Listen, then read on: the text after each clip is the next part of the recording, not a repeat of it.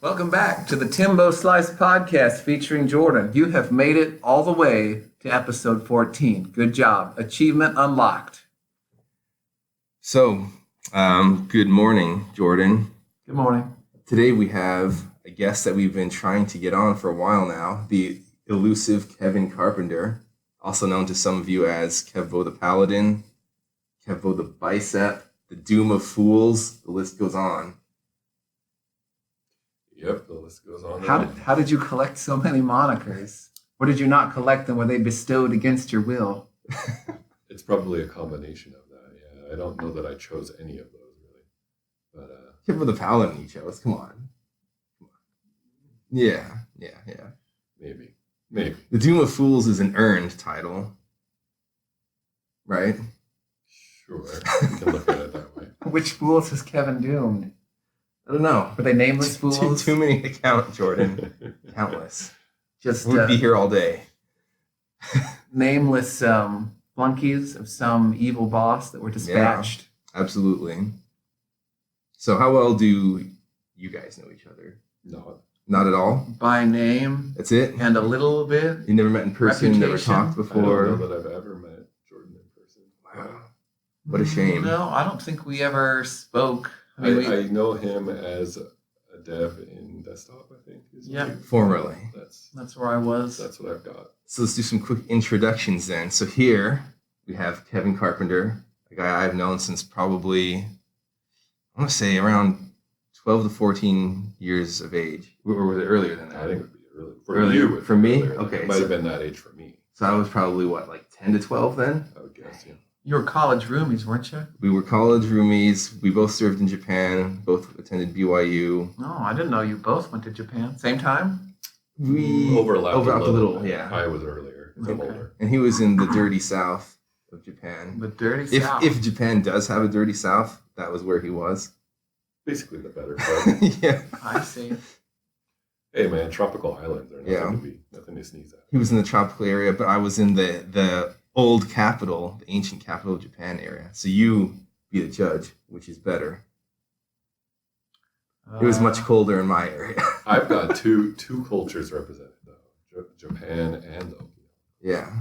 The Kingdom of Ryukyu, is that what they call it? Yeah. There you go. Jordan. Maintain that identity. In Okinawa, it's still pretty strong. Some people only speak Okinawan, Mm. or I don't know, maybe they'll speak Japanese if they're forced. But I mean, I couldn't get them to. Interesting. Yeah. And do they self-identify as Japanese or Nihongo? Is that what Japanese refer to themselves as? Nihonji, Well, I and can't- Nihongo is the Nihonji. language. Okay. Yeah, I mean, I couldn't get that out of them because I couldn't understand Okinawan, Oh, okay. so I wouldn't know. You don't know how they would self-identify. Exactly. What does Okinawan sound like? Does it sound kind of like Japanese? It does. It's got kind of like it's kind of like Korean, you know, where Yeah. you hear a lot of the same sounds, but it doesn't make any sense. I see. Like, what the heck are you saying? But it doesn't sound like Hawaiian, for example. No, Okay. no, it doesn't Yeah. sound Polynesian. All right. It didn't strike me as such. No Okay. cognates even? None that you could That was detect? early in my mission, so I'm not sure I would have been able to detect them anyway. But I don't think so. All right. So over here we've got Jordan. I've known him since 2012, I want to say, Yeah. when you started. Since my first day, that's when we met. Yeah. So he also started in Exactly Desktop.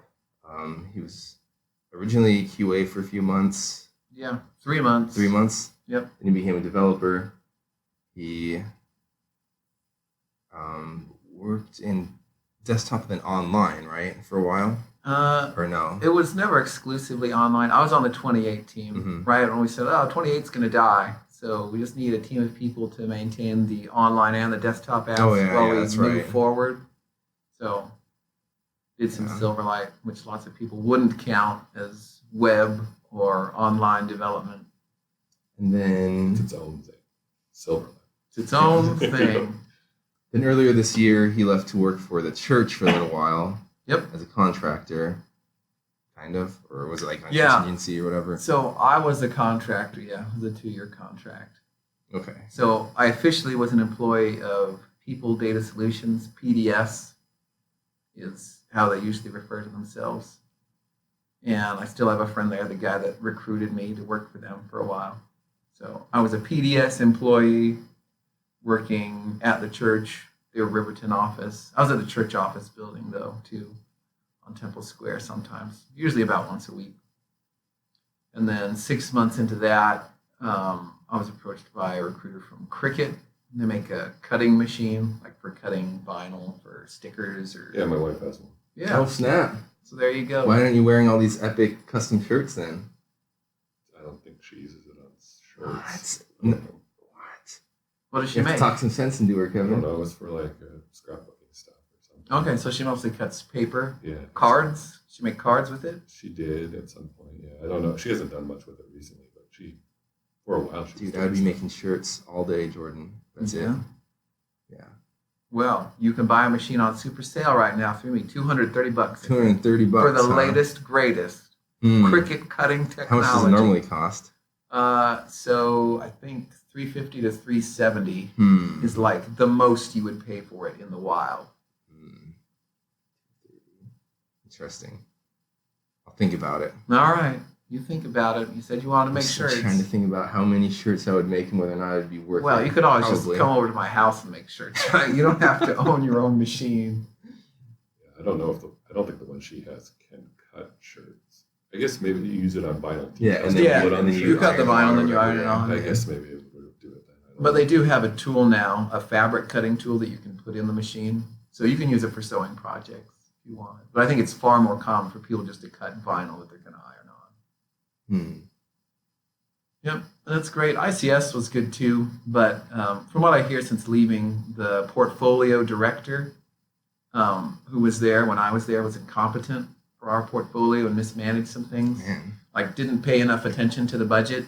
And so they were running out of money like last July or last August. So they were farming out portfolio employees to different portfolios, right? Like, go and work on this other project for a while because they need help. That was the story anyway, right? But, I mean, we were working on a facilities management app, right? Which is the largest expenditure for the church, is taking care of all the physical facilities. Sure. So it doesn't make sense that, other projects would need the people more unless, we're just going to keep using the current app. We're going into maintenance mode. We don't need any new development, but that was not the story. They had an app that was, I think, 2 years old when I came to work on it and was still not the main app. So in Utah, it's the one they use. I think most of North America, it is not. They're still using the old version, right? They have all this investment in this new product and they're taking people off of it for different projects. Is that just so they don't have to fire them, so they can get paid by the other portfolio groups? I think that's part of it. So a number of things, right? A diplomatic way of kind of softly covering up the mismanagement on the part of the portfolio director. So I was hoping when I started to get a full-time position, but with people leaving and not being replaced, I just figured, well, this is not the time to get a full-time position. So I moved on, but it was good. It was good. All right, well, now you guys know each other. Sure do. Yeah. I served in the Philippines on my mission. Cool. And I don't think I met a single Japanese person, but there were some older Filipinos that still harbored hard feelings towards the Japanese. Because there was that time during World War II when Japan was kicking butt and taking names, right? Yeah. And much more. And much more. Yeah, I encountered a bunch of people in Japan old people in Japan that hated me because I was American. Same story. Wow, that's interesting. Really old though. Great grandpa old. But yeah. And would they talk about it? Or were you like beneath speaking to? Both. They would talk about it just enough to let me know that they hated me, but wouldn't actually talk. Okay. So you didn't know if it was like, they felt like a nuclear weapon was like out of bounds, right? Right, I don't know Like, why. Or if it was just, In fact, I'm even assuming it's because of World War II, just based on the age of the individuals. Yeah. I don't know if this is true, but when I was there, people used to tell me that there was a huge fine for hitting a foreigner with your car, like much more than hitting a Japanese native, because they had to do that in order to discourage the populace from deliberately hitting It was needed. Americans, for example, with their cars. There's too much vehicular homicide, Yeah. That's interesting. but it was a fine. Yeah, and so what people would tell me is, because we're all missionaries on bikes, they would say like, oh yeah, if a Japanese person hits you, instead of like calling the police and getting like a report and whatever and filling out the right paperwork, they'll try to throw money at you and flee the scene because they don't want to get hit by like a $5,000 fine for hitting a foreigner with their car. So you take 2,000 and leave me alone. Yeah, exactly. And did that ever happen to you or No. to your knowledge Nope. in the mission? Not to my knowledge, no. But more than one person gave you that spot of advice. Yes. Hmm. So it could have been just a rumor, could have been an old wives' tale, Jordan, even though we were all young teenagers / early 20s and didn't have old wives. But Something to frighten young Americans, keep them from being reckless on their bicycles. maybe. But yeah, so I don't know where that came from, but people used to talk about it in my mission. So maybe it wasn't true because Kevin never heard about it. I haven't heard that. No. Maybe the people down in the dirty south of Japan just didn't hit foreigners with their cars, and so maybe they're more friendly. Or they have more civilized ways of Yes, that's dispatching right. foreigners. Exactly. Yeah. So we were there so I was there from 2002 to 2004, and you were what, like 1 to 3, 2001 to 2003? 2000 to 2002. Okay. Oh yeah, so you must have we overlapped only by a few months then, probably. Yep. What month was it when you got back? I think would have been December 2002. Okay, so then we did overlap a fair amount then, because I entered the MTC January 2002. Yeah. So we overlapped almost a year then. Because I got back March 2004. Didn't you just say that you went in January? 2000, Oh, yeah. January 2002. 2002, and you came back December 2002. You said that. No. I got out December 2001 because it was 2000 to 2001. Oh, really? Yeah, because I got my car, the infamous Sentra, Sure, because in 2002. Wait, it was that means I infamous? would have seen you before I left, unless you were still in traveling Asia with your parents. Then. Yeah, well, we didn't get back until the very end of that year. Yeah, but It might have even been I January. don't know. Maybe. Because I went in November. Let's see. Yeah, it was November of 2000. So it would have been in 2001, 2002, December 2002. Okay. But maybe we weren't back from China until mid-January. So you were in Japan then during 9/11. Yes. Dude. Yeah, I didn't even hear about it until Wow. all the members were like, "Did you see the news?" I'm like, "With what? We don't watch the news. with what? I don't have a TV and I have a phone. Like, what news? We were talking about it. Like, someone crashed airplanes into buildings in the U.S.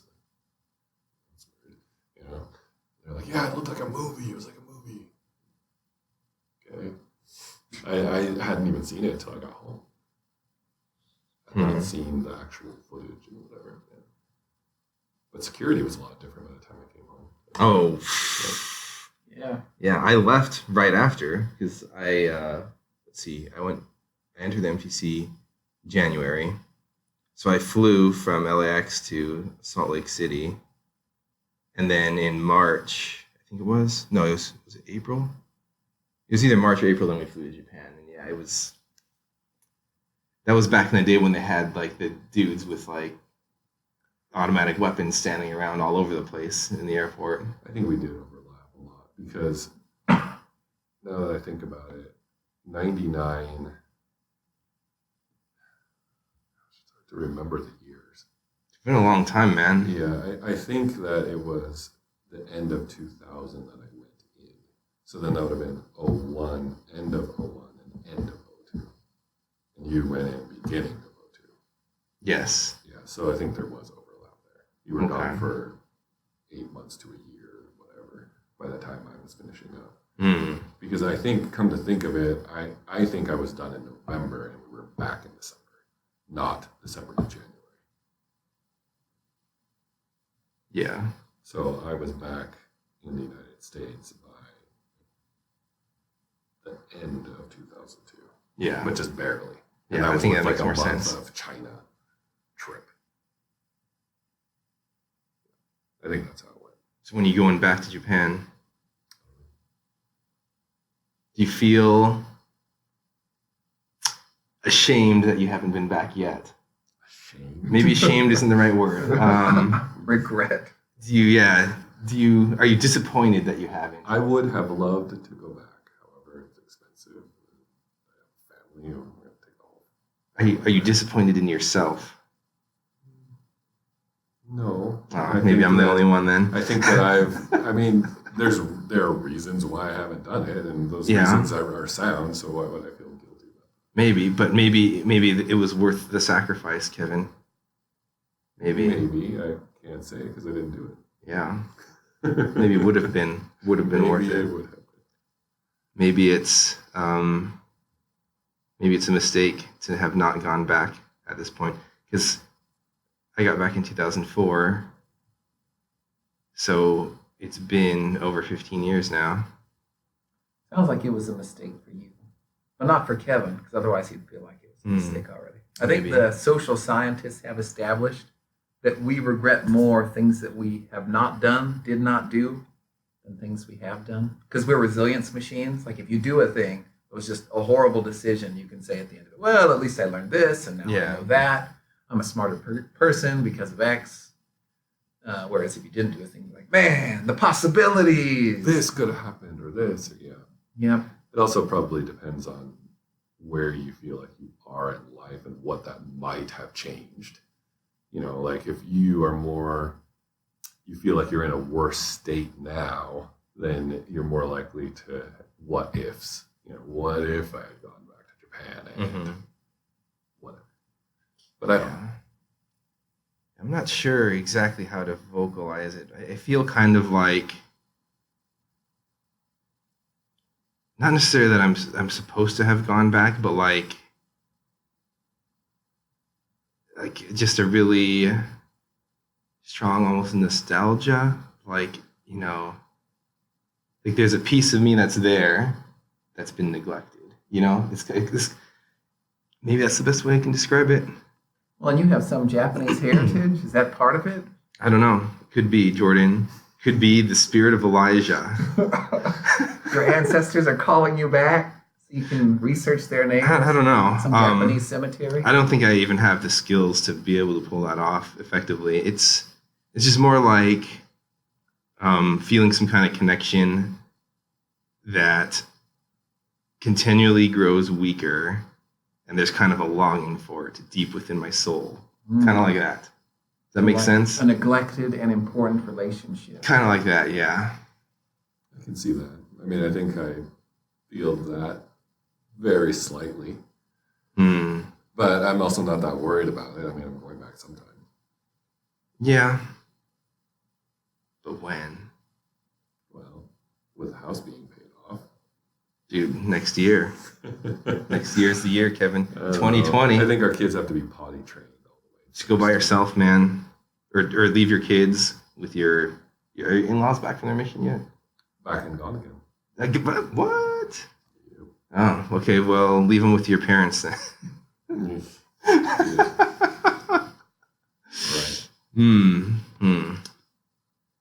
Yeah. I'm in a position now where I could go by myself. That's true.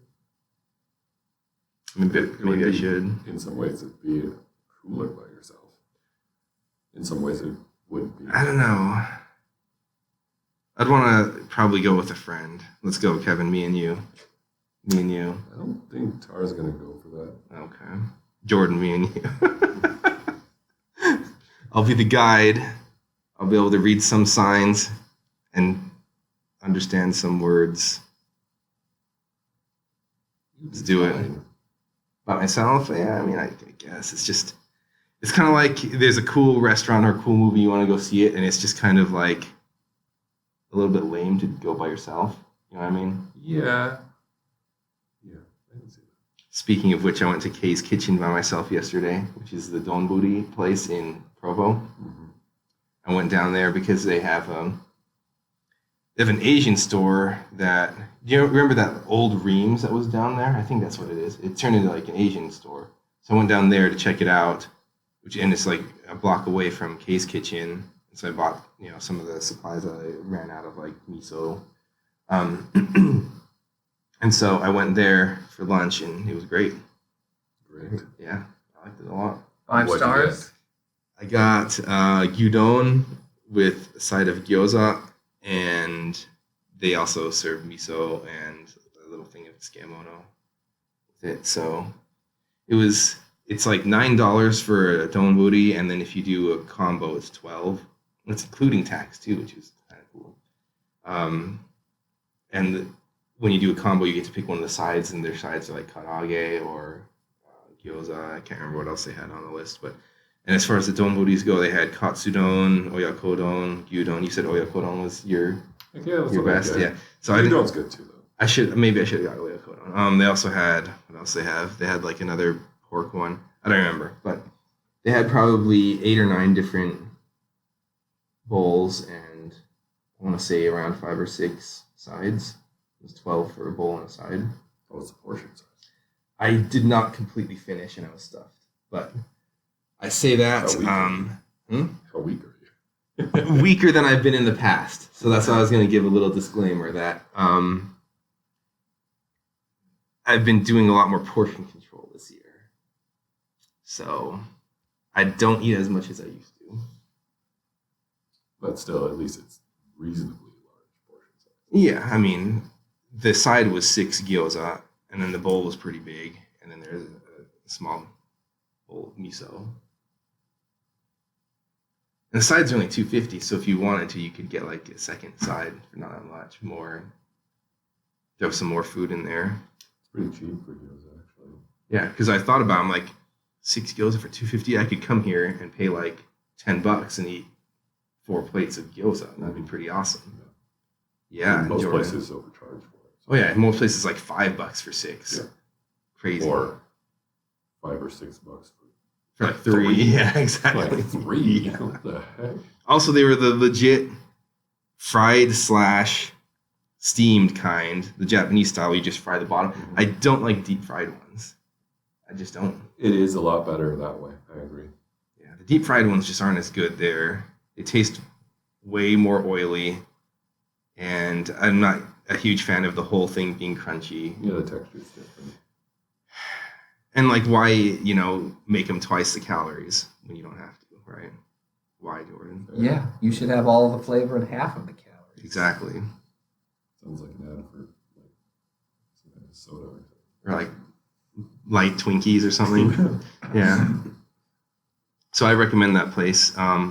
Even though, like a loser, Kevin, I went there by myself. Like a loser. They didn't ask me. Would you have gone? I don't know. I'd like. Depends on what time of day. It was 4 p.m. Friday. Maybe. Dude, maybe. Maybe. What's wrong with me, Kevin? I was a day after release, so I was out Shoot. early. Okay, let's go after this podcast. It's kind of far. What? You drive? You bring me back here? I'll go. Fine. Okay. Deal. Jordan probably can't go because he has a party at 2. Yeah, I got to be in South Jordan. Partying, huh? Sandy at 2. Oh, yeah. Going to Classic Fun Center. Whoa. It's going to be some inflatables, some Dude, Dimecade. What Maybe happened? roller Wait, so skating? Nickelcade inflated to 100% more? Is that what happened? Is that what I'm hearing, Jordan? It's now Dimecade? It's a different place. It's a Okay. different place. Yeah, I think it's always been a Dimecade. We've been going there for years. Okay. And it's never been a Nickelcade. I see. I've never heard Dimecade. I've only ever heard Yeah, it doesn't Well, roll it's- off the tongue. It's a Yeah. part of the Classic Fun Center. Yeah, it Yeah, I is. mean, it's not like its own thing. Fair enough. No, and it's just ticket games, right? I mean, there are a few old arcades. I think I sent you a photo once of an old Donkey Kong cabinet, or maybe it's a newer Donkey Kong cabinet from the vintage era video Yeah. game box art. I think the princesses or the lady's eyes are looking in two different directions. Like disturbingly so, right? It's not like if you or I were trying to draw someone looking somewhere and it's slightly off. Yeah. It was way off.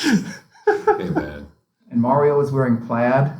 The art style. Yeah. Yeah, it was art. Mario was a lumberjack, not a plumber. Is that what happened? Yeah. Yeah, so that means we got to wrap up probably. What time would you have to leave? Like 1:30 at the latest? 1? Yeah. I just got to be back to my house by 2. Okay. The Oh, kids are okay. gonna eat I some thought you ice had to be at cream. the party at 2. Okay, that's not that bad then. Yeah, the kids are going to eat some ice cream and then I'll drive them up there. And then I'll be there Yeah. doing whatever old people do while kids are, I guess, looking at their smartphone, right? To find something to watch on YouTube or whatever. Mm-hmm. In that noisy environment, I guess I better buy an ebook. Yeah, or you should borrow a book from me. I just bought the other day Man's Search for Meaning. Have you ever read that? By Viktor Frankl. Oh, I've read just It's a Holocaust book. yeah, a tiny bit of it. It's good. I mean, I haven't finished it yet, but if you want, you can borrow it. I don't care. But I have it with me. I also have books in my office, too. Yeah, Man's Search for Meaning. I decided to buy it after Jocko did a podcast on it. Yeah, what did Heck Jocko yeah. say about it? A lot. Dude, you know Jocko Willink, Navy SEAL, wrote Extreme Ownership, Kevin? Okay. The ultimate role model? But I don't know that he does a podcast. Dude, his podcast is excellent. Highly recommend it. It's maybe slightly better than this podcast. Maybe. What? Maybe. I'm sorry, Give me a Jordan, break. but Give me a break. his might be a little bit better than this one. But it's Okay. close. It's close. But you have the top-notch guests here. Man. We do. But I don't have as much sway or pull or magnetism as Jocko does. Maybe you know. I'm not of that caliber, I guess. You just have to get some more extreme ownership going. Yeah, I guess so. Well, and he does consulting too, right? So he Mhm. rubs shoulders with lots of high-powered people. Yeah, People Yeah. that can afford consultants. he's kind of a minor celebrity, so yeah, he's pretty well known, knows a lot of people, interacts with a lot of like you said, high-profile people, both in the military, in the business world. So yeah, but yeah, his podcast, usually he'll have guests on. Sometimes though, they'll do a book instead of a guest, and he highlights a bunch of different sections, and he'll read directly from them out of the book, and then they'll talk about like what he just read, and then he'll read the next section, and so he did one on Man's Search for Meaning. I wasn't aware of the book. For some reason, I guess I'd never heard of it, or maybe I had, but it just never piqued my interest. Maybe. I don't know. So- aside from what you just said. Yeah, basically, there's a guy who was a psychiatrist who got sent to the concentration camps and survived, made it out on the other end, and then he wrote a book, not focusing on like all the details and all the gruesome things that happened, but more on like what happens to people, what happened to him, how it changed him and others. Psychological. Yeah, effects of this. psychologically, spiritually, emotionally, how people survived. And like one of the famous things he wrote was that the best people aren't the ones who survived, because the people who typically survived were the ones who were willing to change or do things that were not good. They sacrificed those things in order to survive. There was a hierarchy among Yeah. the prisoners. Mm-hmm. Some of them had authority over others of them. Yeah, I mean, they were all hated, Mhm. but there was a hierarchy there. For sure. And the people who most stuck to principles and were least willing to do things that were either insulting, degrading, or outright evil were the ones who died first. So That makes sense. Kind of like zombie apocalypse stuff. right, yeah, Same idea. yeah, that's true. Yeah. But it's only a little over 100 pages, so I probably should have finished it by now. But I've been playing Pokemon with Vincent. That's what I thought. Video games. Tim's always trying to get me to play, and my main argument against being a gamer is the opportunity cost. and here it rears its head again. You're not It's all finishing about your- priorities, though. I mean, ultimately, maybe he's learning just as much, gaining just as much from playing Pokemon with Vince as he would from that book. Who's to say? Wait a minute, Probably we're not, comparing but- Pokemon Sword to Man's Search for Me. But look at it this way: he's bonding with a family member. It's true. Even though technically he's not a family member, unless you really stretch the definition of that, I right? think it's extended family. It's in-law family. Fair enough. Fair enough. I guess. But technically he's not my in-law, he's my brother's in-law. Right? So that's why it kind of gets into the gray area, I think, here. Gray area. It's gray enough that according to exact word, we're not family, therefore I could manage him. Yeah, well, exact word is known for not caring about such things anyway. But anyway, let's not go into that. Yes. Yes. Shots fired. Boom. What we can say is you can at least call him a friend, and bonding with a friend still has value. Sure. And how do Absolutely. you compare that with reading a book? Absolutely. Yeah, but it's a good book. If you would like, you can borrow it, or anything else that I've got in my office. All right. I'll take a look. You should. I also ordered some. Let's see, what else did I order? So I've got Jocko's next Sorry, book pre-ordered. I don't understand. Apparently my OK Google somehow triggered. Yeah, you said Maybe- order, and it was like, oh, you want to buy something? Yeah, exactly. Jocko. They're listening. Yeah. But no, so I ordered. What did I order? Yeah, he has another book coming out called The Leadership Field Manual, and it comes out in January, and so I have that pre-ordered. Heck yeah, Kevin, it's gonna be epic. By the Sounds way, pretty epic. his second book. I don't know if we covered this before. The dichotomy of Yeah. leadership. Brilliant, so good, Yeah. so good, Kevin. If you thought Extreme Ownership was good, Dichotomy of Leadership, his second book. Is it on your shelf? It is. Oh, all right. It I'll, is. I'll borrow that Dude, one then. it's great. Yeah? Loved it. Better than the first one? Yes, loved it. All right.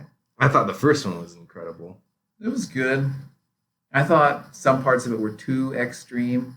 Yeah, Well, and that's kind of why they came out with the Dichotomy of Leadership. yeah, that makes sense. And in it, they explain they don't like they're disappointed that they chose the title Extreme Ownership because pretty much nothing should ever be extreme, even ownership. It should always be balanced. Yeah, well, and some people don't want a leader, right? Mm-hmm. Like there are times when you need to move on, you need to disconnect from a certain group and go to another because what you want is just different. Right, and if you take too much ownership, you can prevent people below you from having the opportunity to take some too. So they go into that kind of stuff, and I think that makes the second one better. Yeah. The feeling I got from the first one, so I think the message of the first one is definitely good, right? I think Mhm. as a general rule, people err on the side of being victims or hostages, right? I have no power. I think the book is a little too far on the side of I have all power, I can do Right, anything, yeah. right? Mhm. Which is also incorrect, right? We're somewhere in the middle of that. Mhm. We don't have all the power, we're not victims or hostages either.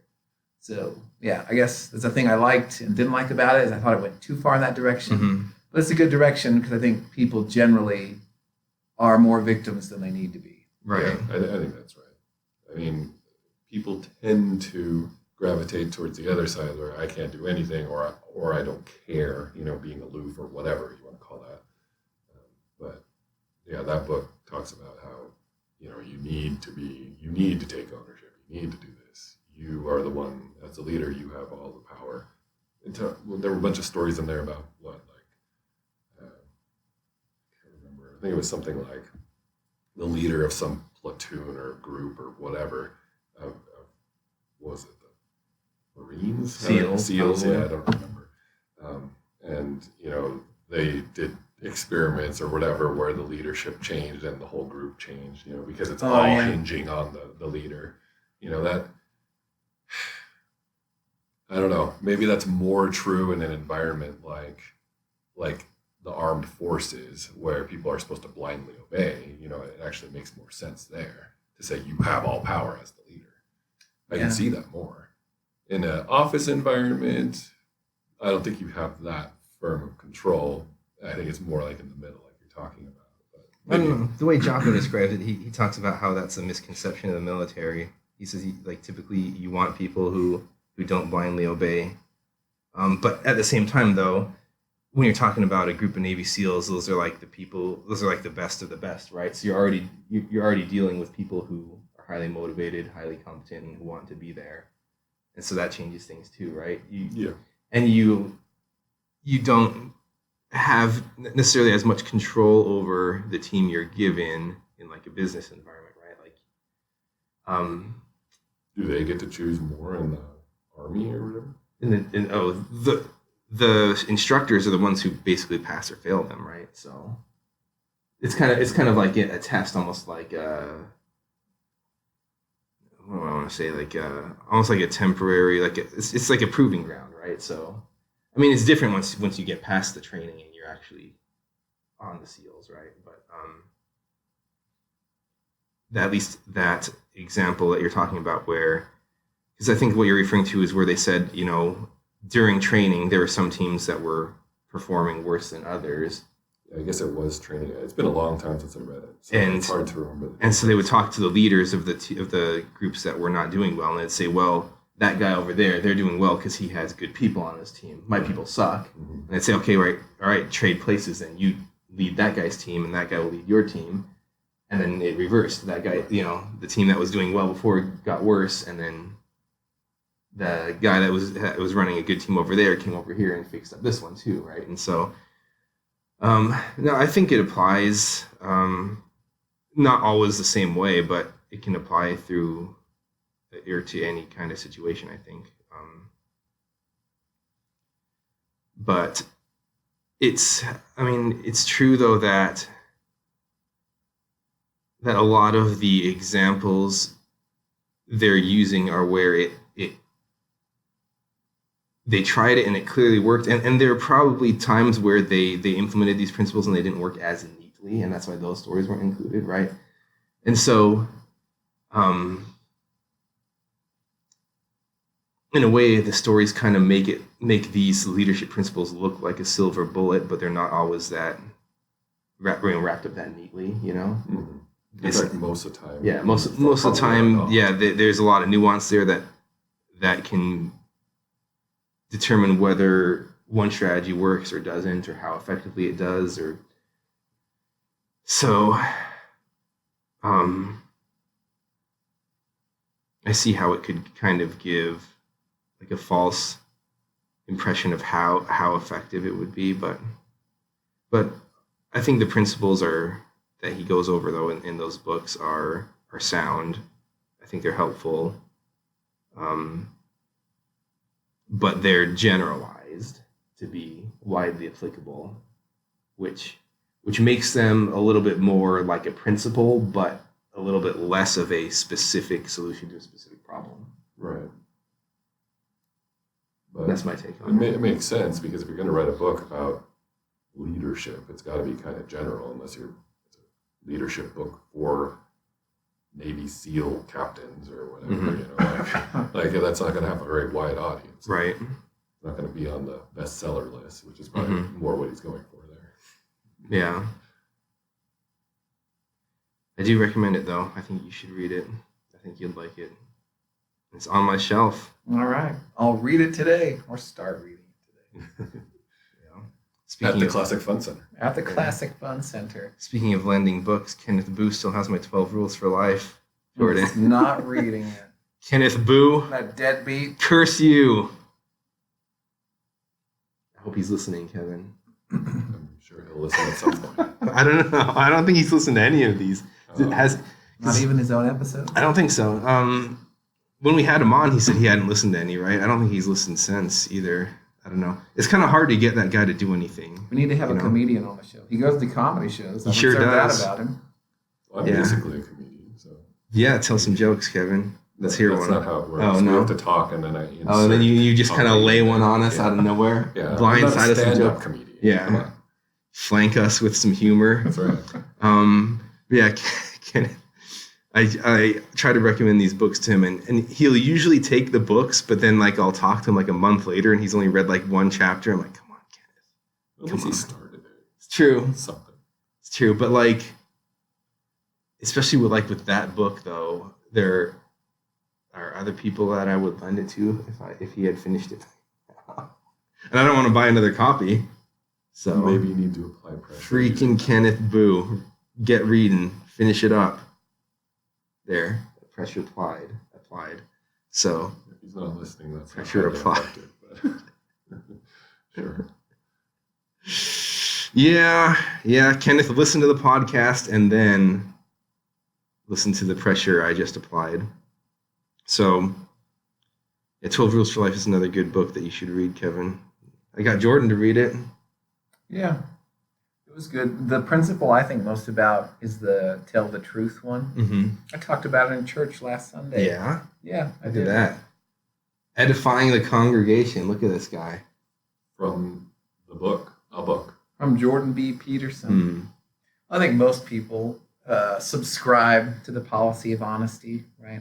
But I feel like the book takes it a step further. Like beyond just don't deceive anyone, Mm-hmm. is like try to be transparent with the truth. His example in the book is he had a paranoid patient, right? He's a clinical psychiatrist, and paranoid people think everyone is out to get them, right? They don't trust anyone.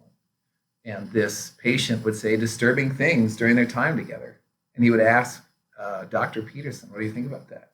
He would just be honest and say, "I'm uncomfortable with what you just said. I think that's really disturbing." And this patient trusted him, right?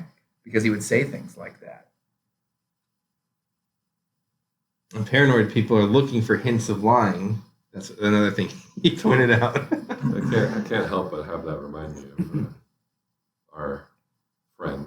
Sean? Yeah. Yeah, dude, I knew. I can't help but go there. And my brain instantly goes there when I hear stuff like that.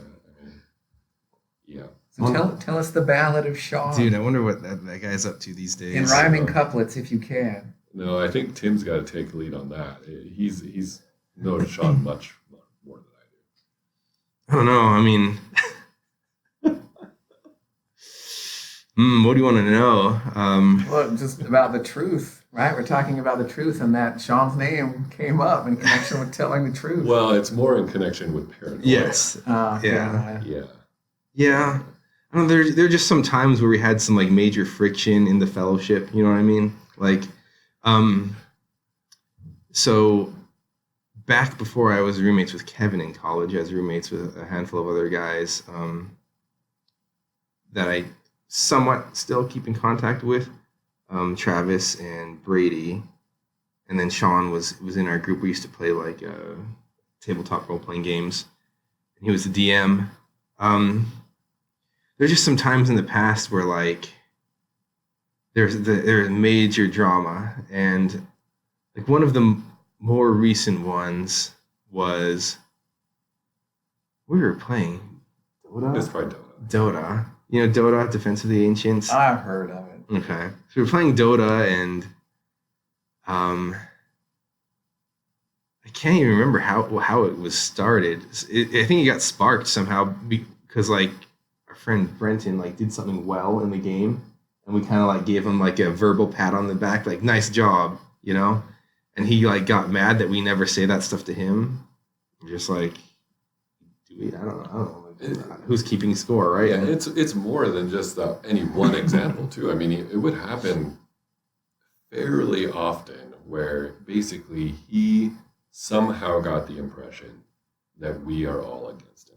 It's true, and he would say that too. And by exact words. saying that, he made all of us against him. Because we would all unite and say, no, we aren't. Right? And then he's like, see? So you are. So he would actually cause the very thing that he's afraid of by uniting everybody against him, by antagonizing everybody. Yeah. Blaming everybody for things they weren't doing, or at least not intentionally, you know. Yeah. Most of the time, he was a normal dude. I mean, Just He- Dota he had- brought out the worst in him. no, It was beyond that too. it could just be anything. But like, I don't know. I mean, he was a good guy. Just every now and then, something like that would kind of come up, and like, I don't know if it was like insecurity or like he felt like he didn't fit in with us that well or something. But if something would come up, and he would like another example was we were playing Vampire the Masquerade, which is kind of like the vampire version of D&D. And there's an ability you can have in there. It's called Obfuscate, and it lets you. It's not invisibility. It lets you cloud yourself from somebody else's mind, so they subconsciously avoid you. That's how it works. So it's not like they're seeing through you. It's just that, Or ignore. yeah, they're Like, kind of they're Don't subconsciously ignoring you. Yeah. So, for example, if I turn invisible and I stand in a hallway, someone will bump into me, right? Mm-hmm. But with this ability, people will unconsciously walk around you because they know you're there, but they don't know you're there, It's right? like, it's like not processed. They have the same completely. idea in Doctor Who. What do they call it? A perception filter. Yeah. Mm-hmm. You ever watch Doctor Who? Yeah. Yeah. And so, like, there was one episode. I think it was the episode where they introduced Amy Pond, right? And there's like a door in her house that she doesn't know is there, and so like the doctor asks her like how many doors are in this room, and there are 5 doors, but she keeps saying 4. He's like, "There's a door right there," you know. But there's a perception filter on it, so she couldn't see it, even though it was there. But she knew it was there still. She just didn't know at the same time, right? And so, anyway, that was a long explanation of what obfuscate does. But we had some kind of like discussion where Brady's character had a flaw in that he like smelled bad. All right. And so, and he was hiding using obfuscate, and Sean made a DM call saying, "Oh, but the guy smells you," and we're like, "No, but like, you know, he's subconsciously ignoring him though. So even though he can smell him, it's like he's not at the same time. Just like he can see him, but he's not at the same time, right? You're clouded from the mind." And he kept saying, "No, guys, it's not invisibility." And we're like, "Yes, that's what we're trying to say. It's not invisibility. If you were invisible, you could still be smelled. Somebody could still, see the dust you kick up when you walk. Somebody could still bump into you. Hear yourself. But here you are actively like suppressing yourself in their mind. Yeah, it's like So that includes smell, And so all of us were like united against him on this, and he would get mad, not necessarily just because we were arguing against him, but all of us together. Like, he hated when there was a united front against him. Like, he really hated that. Yet he created scenarios where that was bound to happen. Like Sometimes. the one with Jer. Making him re-roll 4 times or 5 times. And eventually fail anyway. Yeah, and eventually fail. Anytime a DM does something like that, the group's going to rile against them. I mean, that's just, come on. You can't expect anything. Because we're all cheering like, "Oh, he made the roll, he made the roll." And again, he made the roll. And then he makes him keep rolling until he fails. Yeah. Because it was a forced part of the story. Yeah.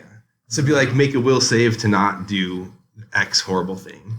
And you make it. And he's like, "All right, make it again at a higher difficulty." And you make it. Make it again at a higher difficulty. And you make it. And everyone's like, "Oh!" And we're like, "Oh, snap." And like, it gets to the point where it's like impossible. Make it again at negative 20. And he still makes it. But he just Then kept eventually, going. then eventually failed. Yeah, until he failed. And the whole group is like, "What the heck? What the heck?" Yeah. Exactly. Like, that's not how you do it. Like, it doesn't. But it was kind of like a requirement of the story. So rather than fudge it and make it happen some other way, he brute forced it through. And of course, the group unites against that. It's like, that's lame, man. It was, it was unfortunate, but I mean, I don't know. I've made mistakes too. as a Well, DM. DMs make mistakes all the time. It's but that's, I don't want to diss the guy. But when you react so negatively to stuff like that, and yet you create the environments or the situations yourself, it's a big deal. Like you're setting yourself up for the very thing that you can't handle. Yeah. Anyway, So we don't want to discourage him from DMing. no, in fact, Because DMs are so hard to in find. a lot of ways, he was a great DM. He had really good storytelling, far better than I can do. And there were good things about his DMing style, just not that. That is like huge negative to me, anyway, as a player. Yeah. This was in high school? No, this was College. college. I hope he's doing well. Yeah. I haven't heard from him in a long time. Yeah, neither have I. Still owes me a mic, though. Why does he owe you a mic? Because Kevin can hold the grudge until doomsday, Jordan. Yeah. That's why. He broke your mic? Yeah, he did. Did he do a mic drop? No, I don't know what he did. because he was using my computer without my permission while I was. It was one with the clip, right? Yeah. I think he had it on his shirt or something, and then he stood up and walked away with it still on. Yeah. So he took my clip mic and broke the clip. Never told me. So I came home And and it's broken in pieces, and I'm like, what the heck? You know? Oh, Hammer was using your computer. Oh, great. It was also funny how he would. So most left-handed people still use a mouse with their right hand. This guy would not. So he would come and like borrow your computer to play a game, and he would shift your keyboard to the right and move your mouse and mouse pad over to the left and play. And then he would leave and leave it like that. Yeah, he would never put my stuff back. I'm like, obviously, Hammer was in here because my mouse is on the left side of my keyboard and my mic's broken. It's funny. No permission. I've never no seen nothing. anybody else use a mouse with their left hand. Though. Yeah, no, I actually haven't. He's the only one I've ever Yeah. seen. But anyway, the point is, my expectation is, especially when you're using my stuff without my permission in my bedroom, that you're going to at least tell me if you break my stuff and say, hey, sorry, I broke it. That's the bare minimum that I require. But that was never done and never handled. And so I still have that broken mic. You still have I it? still have it. As what, like a keepsake? Yes, keepsake to Dude. remind me. Do you like wear it around your neck as an amulet? No, but it's in my box of computer. Dude. It's still a good mic. It's the best mic. It's probably like as good as this. No way. Come on. Come on. Blue Yeti won't sponsor us, Kevin, if you're talking like that on this podcast. Well, I don't know. I don't know exactly how it compares. What I can tell you is that was a really, really good mic for the time. And I was highly disappointed that it was broken. Because then at that point I had to like lay it on my desk. Which and doesn't pick up as try well. to talk like this, Doesn't while- pick up the sound that well when it's... because it's supposed to be clipped right Yeah, here. it's a directional mic, not omnidirectional, so... Anyway, I guess I had to bring that up, my style. Now when he listens to this podcast, Kevin, he's going to feel bad. Well, I don't. Not so much about the mic, but Okay. about the other stuff. Yeah, the other stuff. He can come on and We defend told himself. him. We told him all that before. It's not anything new. Yeah, but now we're like broadcasting it to our wide listener base, Oh well, yeah, I guess that's true. He's going to be a pariah, an outcast. Hmm. Renown. Well, we said positive things too. Yeah, I really think he was a really good storyteller. he was. He would do really good descriptions and ambiance, kind of he was really good at the story part. Mm-hmm. He just wasn't very versatile in being willing to adapt his story when players made choices that he hadn't planned on. And even that's not that bad. It's just that he was also hostile towards feedback. Right. It's that combination. It's like, okay, we're all going to complain about that because anytime your group is like all excited about that, you can't rain on the parade like that and expect no one to say anything. Like let them have fun. That's the point of the game. Yeah, Anyway, probably enough about him. for sure. So you're still playing D&D? You playing today? Should play today as long as I'm not too tired or anything. Yeah. Bro, how far has your campaign gone? Far. Yeah, I mean, you've been doing like weekly for a long time now, right? Yeah, I mean, not counting stints where I was too sick. Or, Right, you know, I mean, or attacked or obviously, whatever, but yeah, generally weekly. Yeah, I think That's they're like legit, level man. 13. I don't think I've ever seen a single campaign go as long as yours is going. Yeah, well, It always just goes seems to to fall show apart. great DM. Dude, look at that. The leader, the extreme ownership here, Jordan. Look at Is this. Kevin the DM? He is Yeah. the DM, and he's held this group together for more than a year, right? Oh, far more than far more. Level 13 started from level 1? Yeah, from That one. is incredible. I think we're probably looking at 2 years now. I've never seen the likes. And I'm not a fast leveler. I don't level them probably quite as much as I should. Mm. But Mm. But part of that is that our sessions are slow. The group's really new. You know, they Not anymore, dude. They probably played more than I ever have at this point. yeah, but you don't gain very much though when your whole group is new. Maybe. Like you can play a lot with a whole bunch of noobs. Like it's like a sport. You know, you go Mhm. play racquetball with the same 3 people or 4 people that always play but aren't good. Mm-hmm. That's fair. You don't gain as much as if you include somebody who actually knows how to play in the mix sometimes. Right. You know. Okay. And so I don't think they've advanced as much. I mean, a lot of how they learn is DM tips, I call them. Yeah. You know, where I'm like, might not want to do that because this could happen, kind of thing. And I hate doing that, but otherwise they're pretty lost. Our campaigns have always fallen apart in the past, Kevin. Yeah, how do you hold them together? How did you round up your players? Or did they round you up? That's a good question, I guess. Well, I have some jurisdiction over my wife there. You know, it's like if we're playing in the house, it's going to be hard for her to She's not play. required to play. Well, I wouldn't say that, but I mean, she'd have to go out of her way to not. You know, like we're in the house going to play. What is she going to do? Like, oh, I don't want to play. I'm going to go sit in my room alone. Okay. I mean, that's part of it. And Do the kids play as well?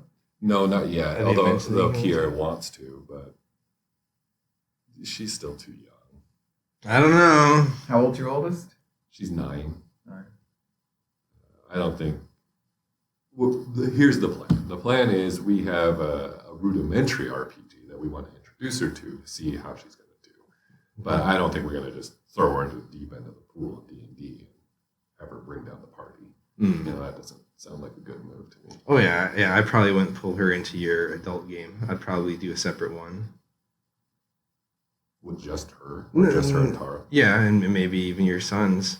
I mean, They would have no... your youngest son's too young, but Keldon isn't, right? Yeah, but Keldon is...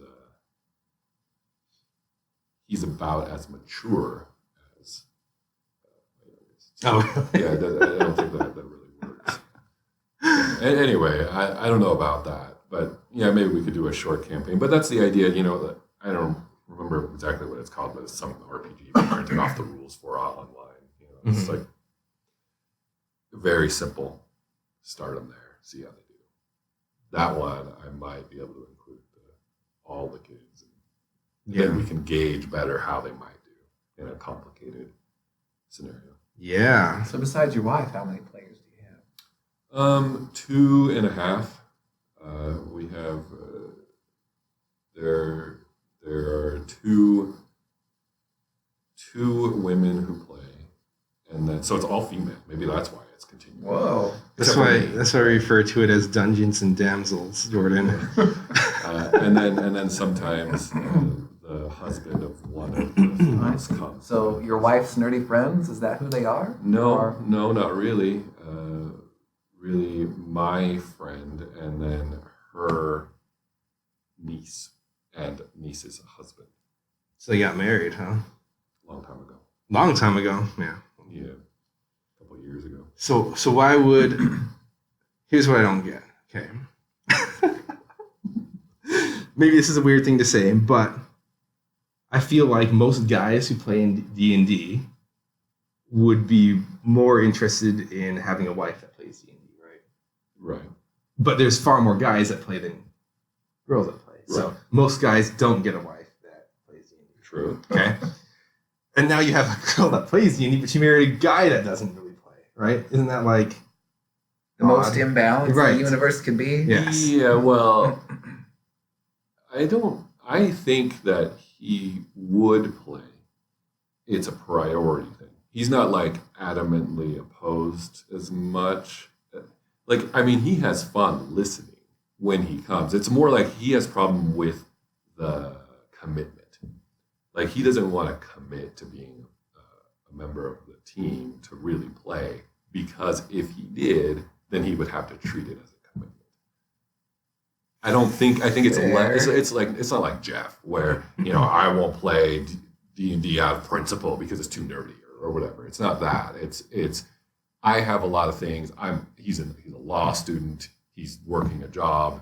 He has to work on Saturday sometimes. You know, he doesn't want to be the flake in the group that causes problems. So he's just not going to commit, not going to play. Okay. It's more like that.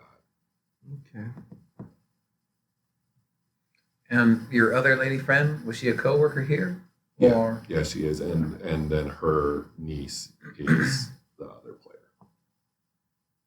so did this just come up around the office? Like, oh, I play D&D, but our campaign fizzled, or all my friends We bailed originally on had a me. campaign that I was running over there in XA. Did it evolve from that?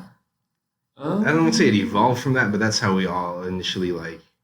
Yeah, I mean, Tara's Got into always it. wanted to play D&D, and she hadn't been able to play with the work groups. And so we tried to form a group that would play at my house so that we could play even though someone had to be home with the kids. So send the kids to bed, play D&D, but I mean, she can't come and play outside the house because then we have to get a babysitter to play D&D, Right. and that's impractical on a weekly basis all the time. Babysitters in my neighborhood are ridiculously expensive. Really? I'm not willing to pay that kind of price to play D&D. Yeah, they charge like per kid per hour.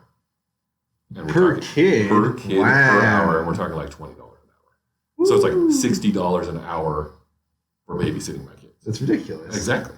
Sounds like price fixing. That's more I than think that's why that's more money than I I am. think they've colluded, Kevin. That's why I don't use them. I just don't use them. I just don't use babysitters because the neighborhood has like a A union? Yeah, like whatever. Then I'm excluded. Like I'm not going to pay that price. Yeah. I'm not even going to go. I can't even go afford to watch a movie. $100 in babysitting fees, plus $20 for the movie and $20 for dinner. Like $140, $160 for a night at the movies and dinner. No, give me a break. Not going to happen. Wow. You gotta find one of those non-union scabs to watch your kids. Exactly. Exactly. Well, the thing is that I think Find some illegal immigrants to watch your kids. what they know is that the people in my neighborhood tend to be wealthy, Yeah. and almost everybody has family. Mm-hmm. So the people who don't are in a bind because it's a very small percentage of the neighborhood, and you can only do favors or exchanges with the small percentage of people so often. It's almost impossible. Plus, people tend to have so many kids. Mhm. It's like, can you really do an exchange when people have 5 kids? So it's like 10 in your house. Like, no one wants to do that, And so these babysitters, professional babysitters, are like, well, hey, the key is to charge per kid and to charge per hour. And they freaking rake it in. Or get a new iPhone every time they babysit. And it's ridiculous. Anyway.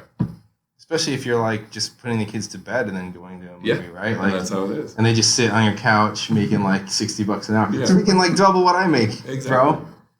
After like taxes and They're like everything, on their jeez. phone chatting with their friends. It's a little side hustle for you, Tim. Yeah. Babysit Kevin's kids Jeez. for just $10 an hour. Yeah, Exactly. per kid, right?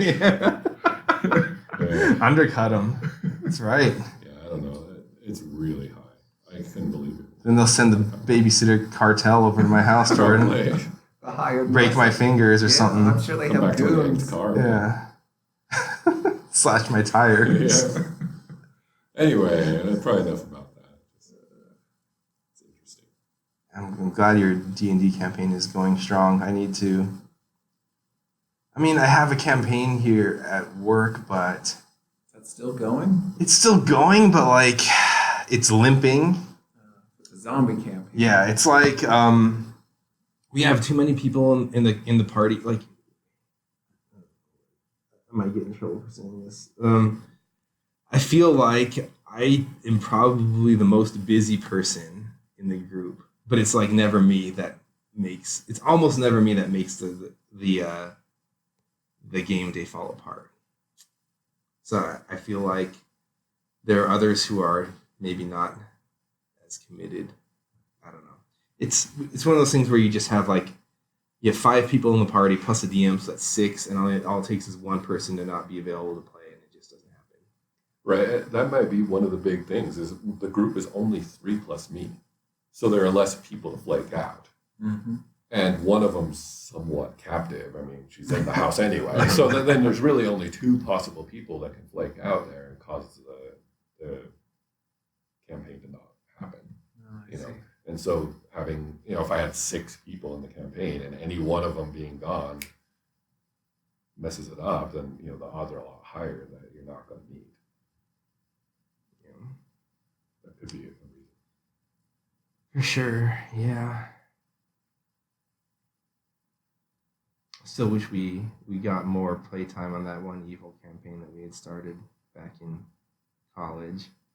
I was playing the Dread Necro, Mm-hmm. and Trevor was like a Death Knight or something. I can't remember what he was, a Blackguard. I don't know. Yeah, something like that. And then Craig was a sorcerer. And we only played like twice, I think. Why did that one fizzle? I think it's Trevor's fault on that one. Yeah, I think so. I think you got caught up with Andrea. romantic Yeah. things. Was he the DM? No, Kevin was.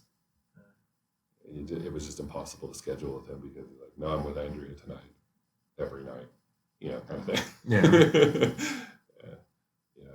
wasn't easy.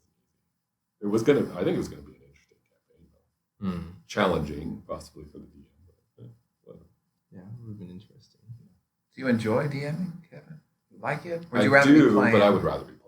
Oh, I see. To be honest, yeah. You're taking one for the team. It's the worst thing about my current campaign, but there's nobody in that group that could DM realistically.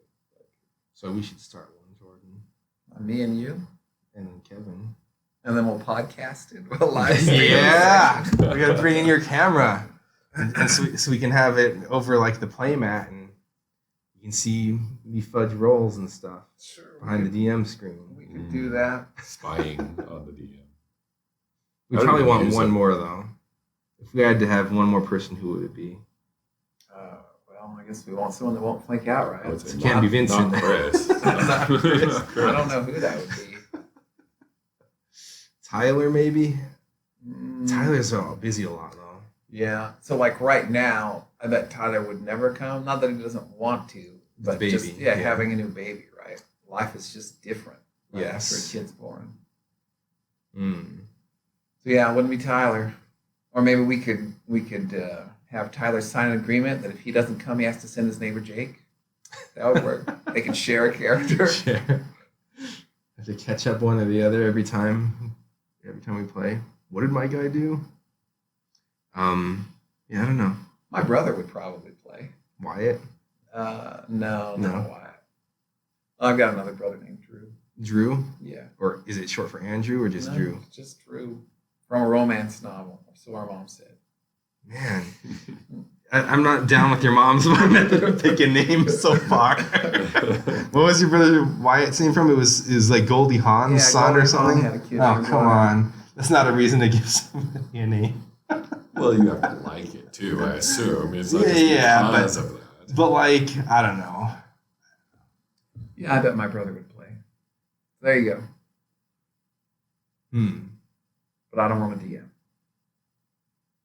I'm definitely not DMing 2 campaigns. Yeah. I still have to go home and prep after this. It would fall to me, and For tonight. what I would do is I would buy one of the premium adventures from Fine Wizards of with the me. Coast. If I'm not going to DM, I Kevin's can't. like, you scrub, you No, filthy that casual. is pretty, You pretty loser! I saw that look of disdain in your eye. I saw it flash across your face. I don't know. Maybe they're good. I have the ones that I've read from them have been well written. I just They seem good, and they reduce the workload so much that I think it would be great. And some of them are long too. Like they have a whole chain involving Waterdeep. You know, Hordes of the Underdark, Mhm. where you go to Waterdeep, and there's an inn called the Yawning Portal, and in it there's the gateway to the Underdark. They have a whole set of adventure modules based around that, and they take you from level 1 to 20. There's like wow. there's Waterdeep Dragon Heist is the first one, and the next one is like isn't that the brand new series that they just came out with? yeah. Like, I mean, I think I saw I don't know if you want to call it a trailer, but like a commercial or something for it at some point, and they were talking about how excited they were about. You don't get it all in one thing, isn't it? There's like you this, buy like I think each it's 3 one. books. 3 books. There's 3 books. Around Waterdeep, and so like the first one you're on some like It's called Dragon Heist, and it's a quest given to you by Volo. Heck yeah, dude. Mhm.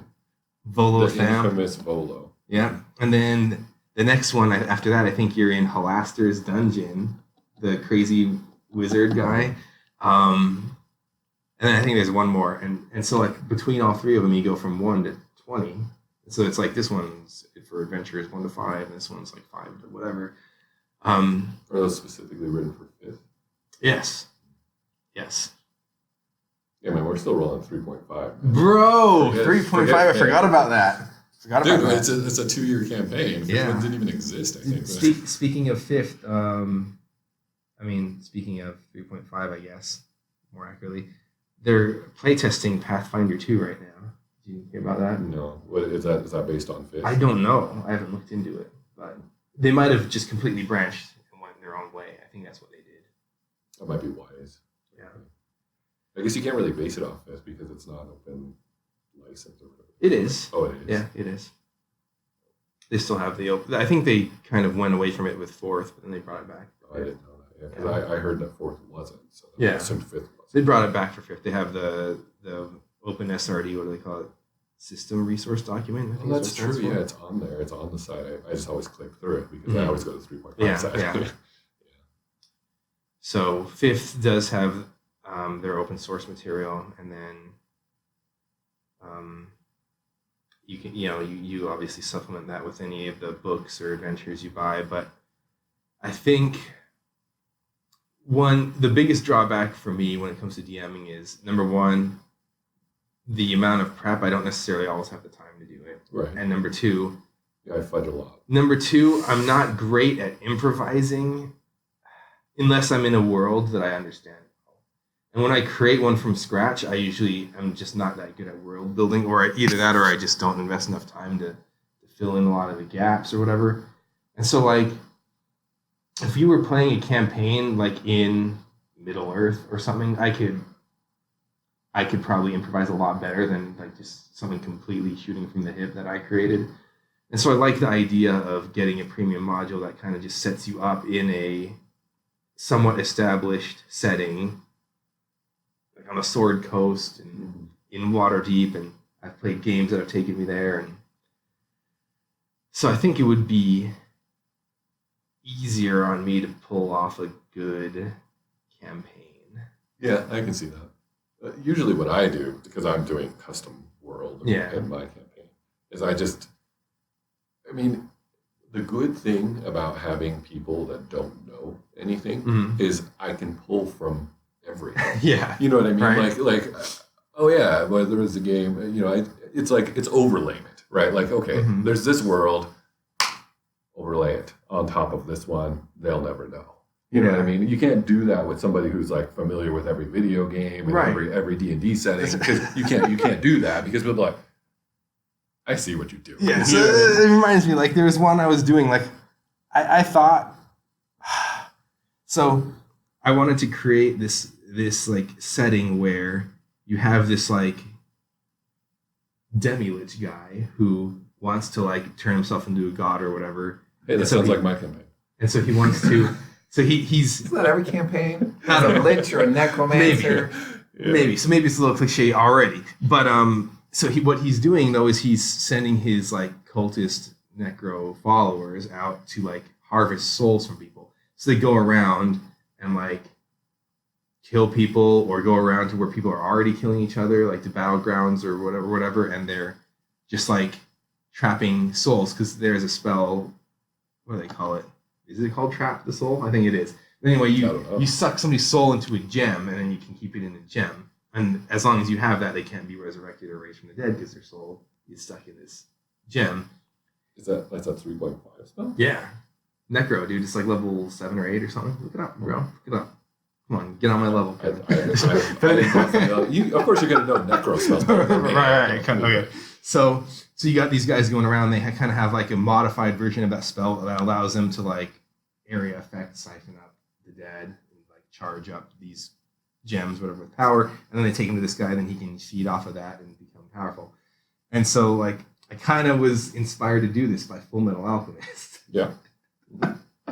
And so like only like 2 sessions into the game, my brother Jer was like, This is just like Full Metal Alchemist. Like, no! See, that's Like, the how thing. was it that transparent? Like, dang it. Like that's the exact problem I don't have with my group. You know, like I can freely pull from, especially like you go back to like just slightly older games. There's no way this group's gonna know anything. Yeah. I mean, I could probably pull from even modern. So you could probably run them through the entire plot of Baldur's Gate, and they went for Exactly. it. Yeah, exactly. I could just I use that a lot as a crutch. It's like, all right, I didn't prep today.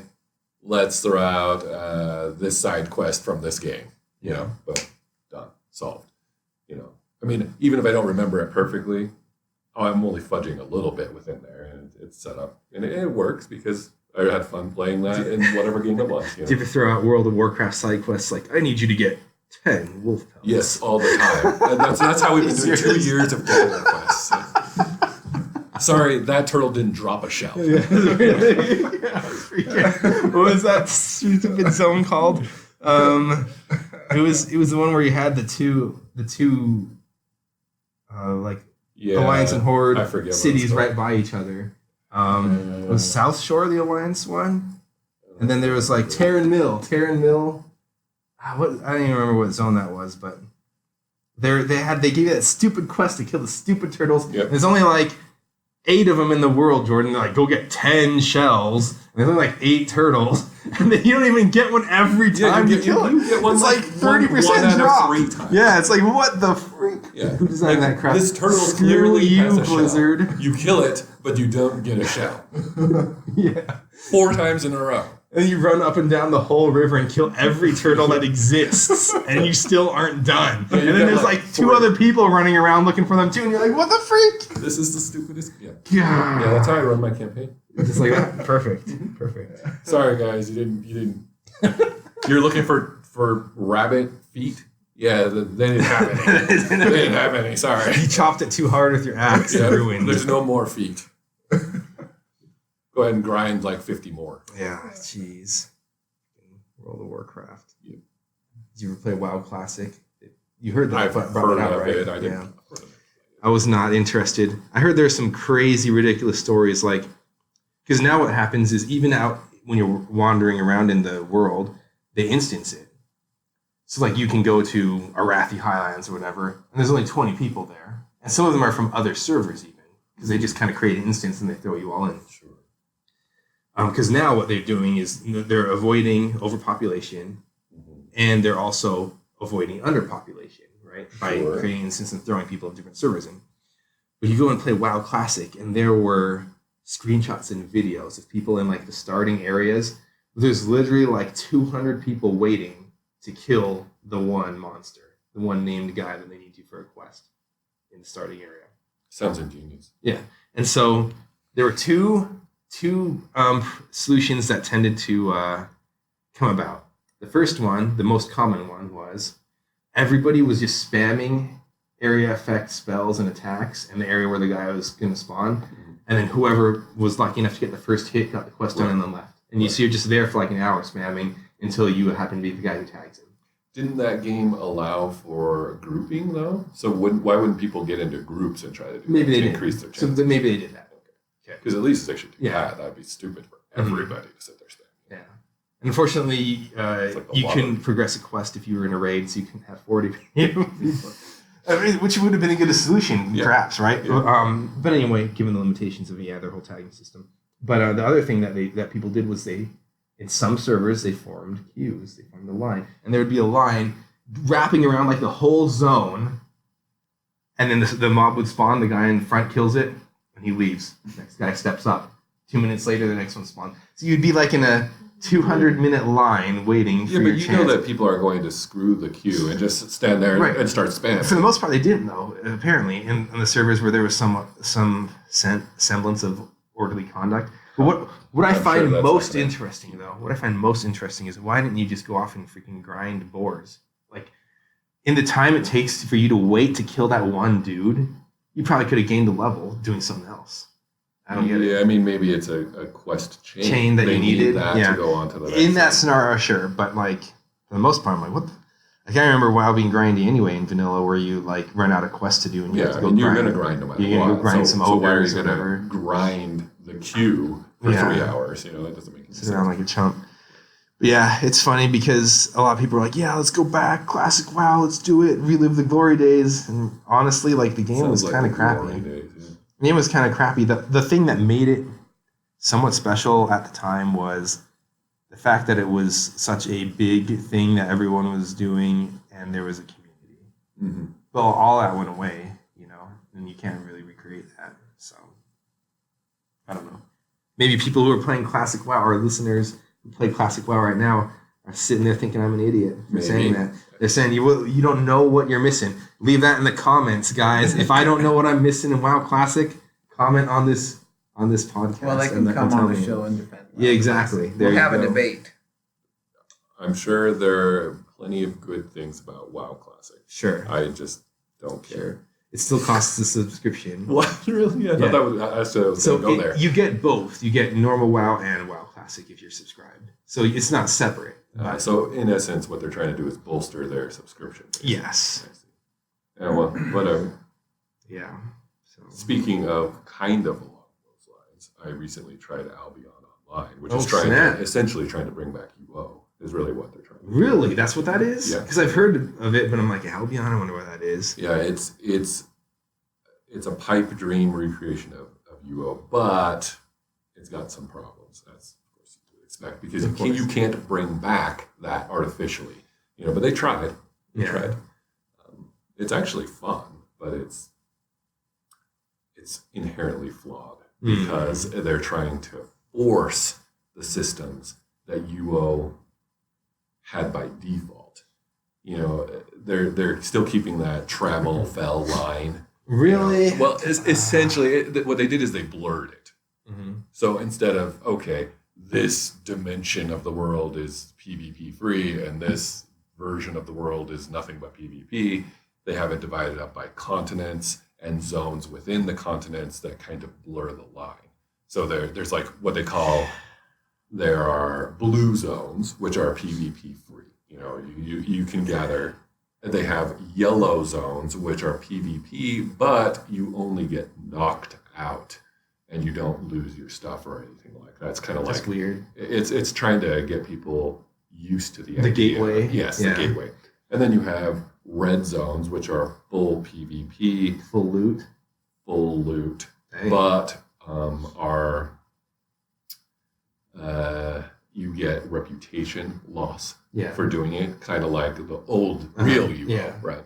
And then you have black zones, which are anything goes. It's No just reputation loss. no reputation loss or anything. It's just all like So something Free like that can work because it's basically the same security system they use in Eve, as long as there's reason, because they have like high sec, low sec, and all yeah, sec, right? it's different though. I mean, I'm sure it's different, but like one thing I think that makes that work in Eve is that the best resources are in the places with zero security, And they did this in this. that's good then. However, the difference is that in Eve, it is a real sandbox. It is completely a sandbox. This is like a hybrid, arbitrary, lined sandbox. You know, because like for instance, like you step past this zone, and now the rules, the inherent rules of the universe change.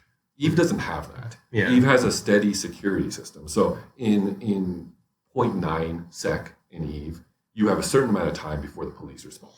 In 0.8, it's a little bit more time. In 0.7, it's a little bit more time, and et cetera, et cetera. The rules stay the same Yeah. in every system, right? Here, it's like, no, you can't attack. Not you can attack and get blown up. It's you can't attack. And then in yellow, it's you can attack, but you can't loot. Like, not you have the option of looting and have to run away from guards. It's you cannot loot. It's forced. That does right? change, yeah. And then in red, it's the same thing. You know, like, so the system itself forces it. In Eve, it's just, you'd be an idiot to do Right. it, but you can still do it.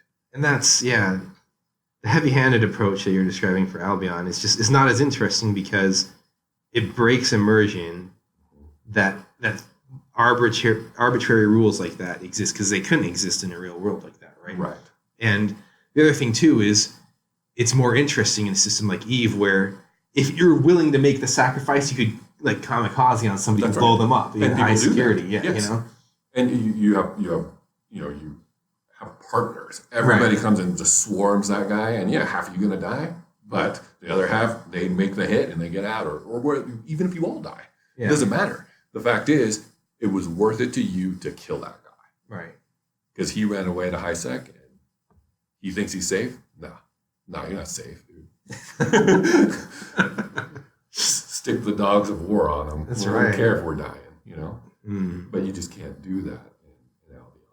And there's a lot of other problems too, but that's kind of, I think, the biggest one. Mm. It feels wrong. Yeah. The other problem is that in UO, people gathered because gathering was a thing. Either because it was fun, because you made good money, because it was interesting, because of progress. I don't know, whatever you want to say. There were dedicated gatherers. People wanted to gather. Mhm. Gather logs, turn them into bows. Or, Dude, that's what I did, bro. Gather metal, turn them into ingots, sell the ingots, or turn those into chainmail or swords or whatever. I was a right? master bow crafter in Fletcher, Jordan. Yeah, and I bet you didn't know that about me. I was a grandmaster. Dude, blacksmith, weapon right? and arbor. Yeah. Yeah. Blacksmith. Dude. Anyway, the point is, Freaking in this Kevbo. game, Flexing on me like that. I never hit GM on bowcraft. It's super hard. Those last 5% or whatever.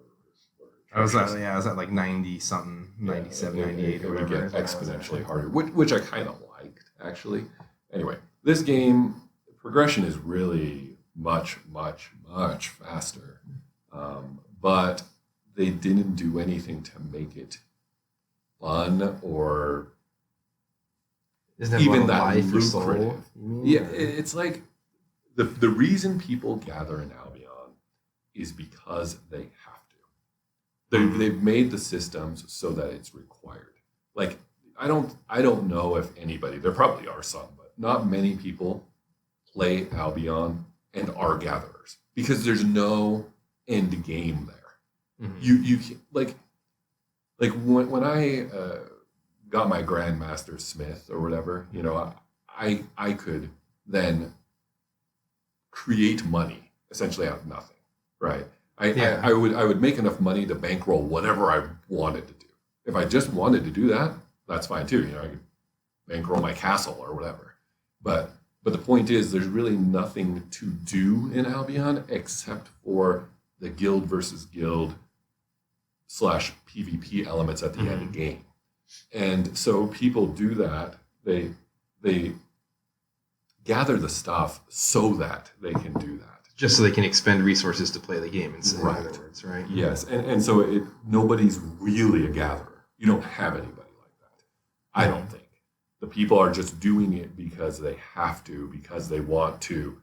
Okay. Whereas in a real sandbox game like UO, people would just want to be the blacksmith guy. Exactly. Yeah. And to me, that's the big difference here. They're forcing the system. It's like, this is a PvP game, and then they kind of force arbitrarily the gathering part of that into it. So people are doing it, and they're doing it grudgingly.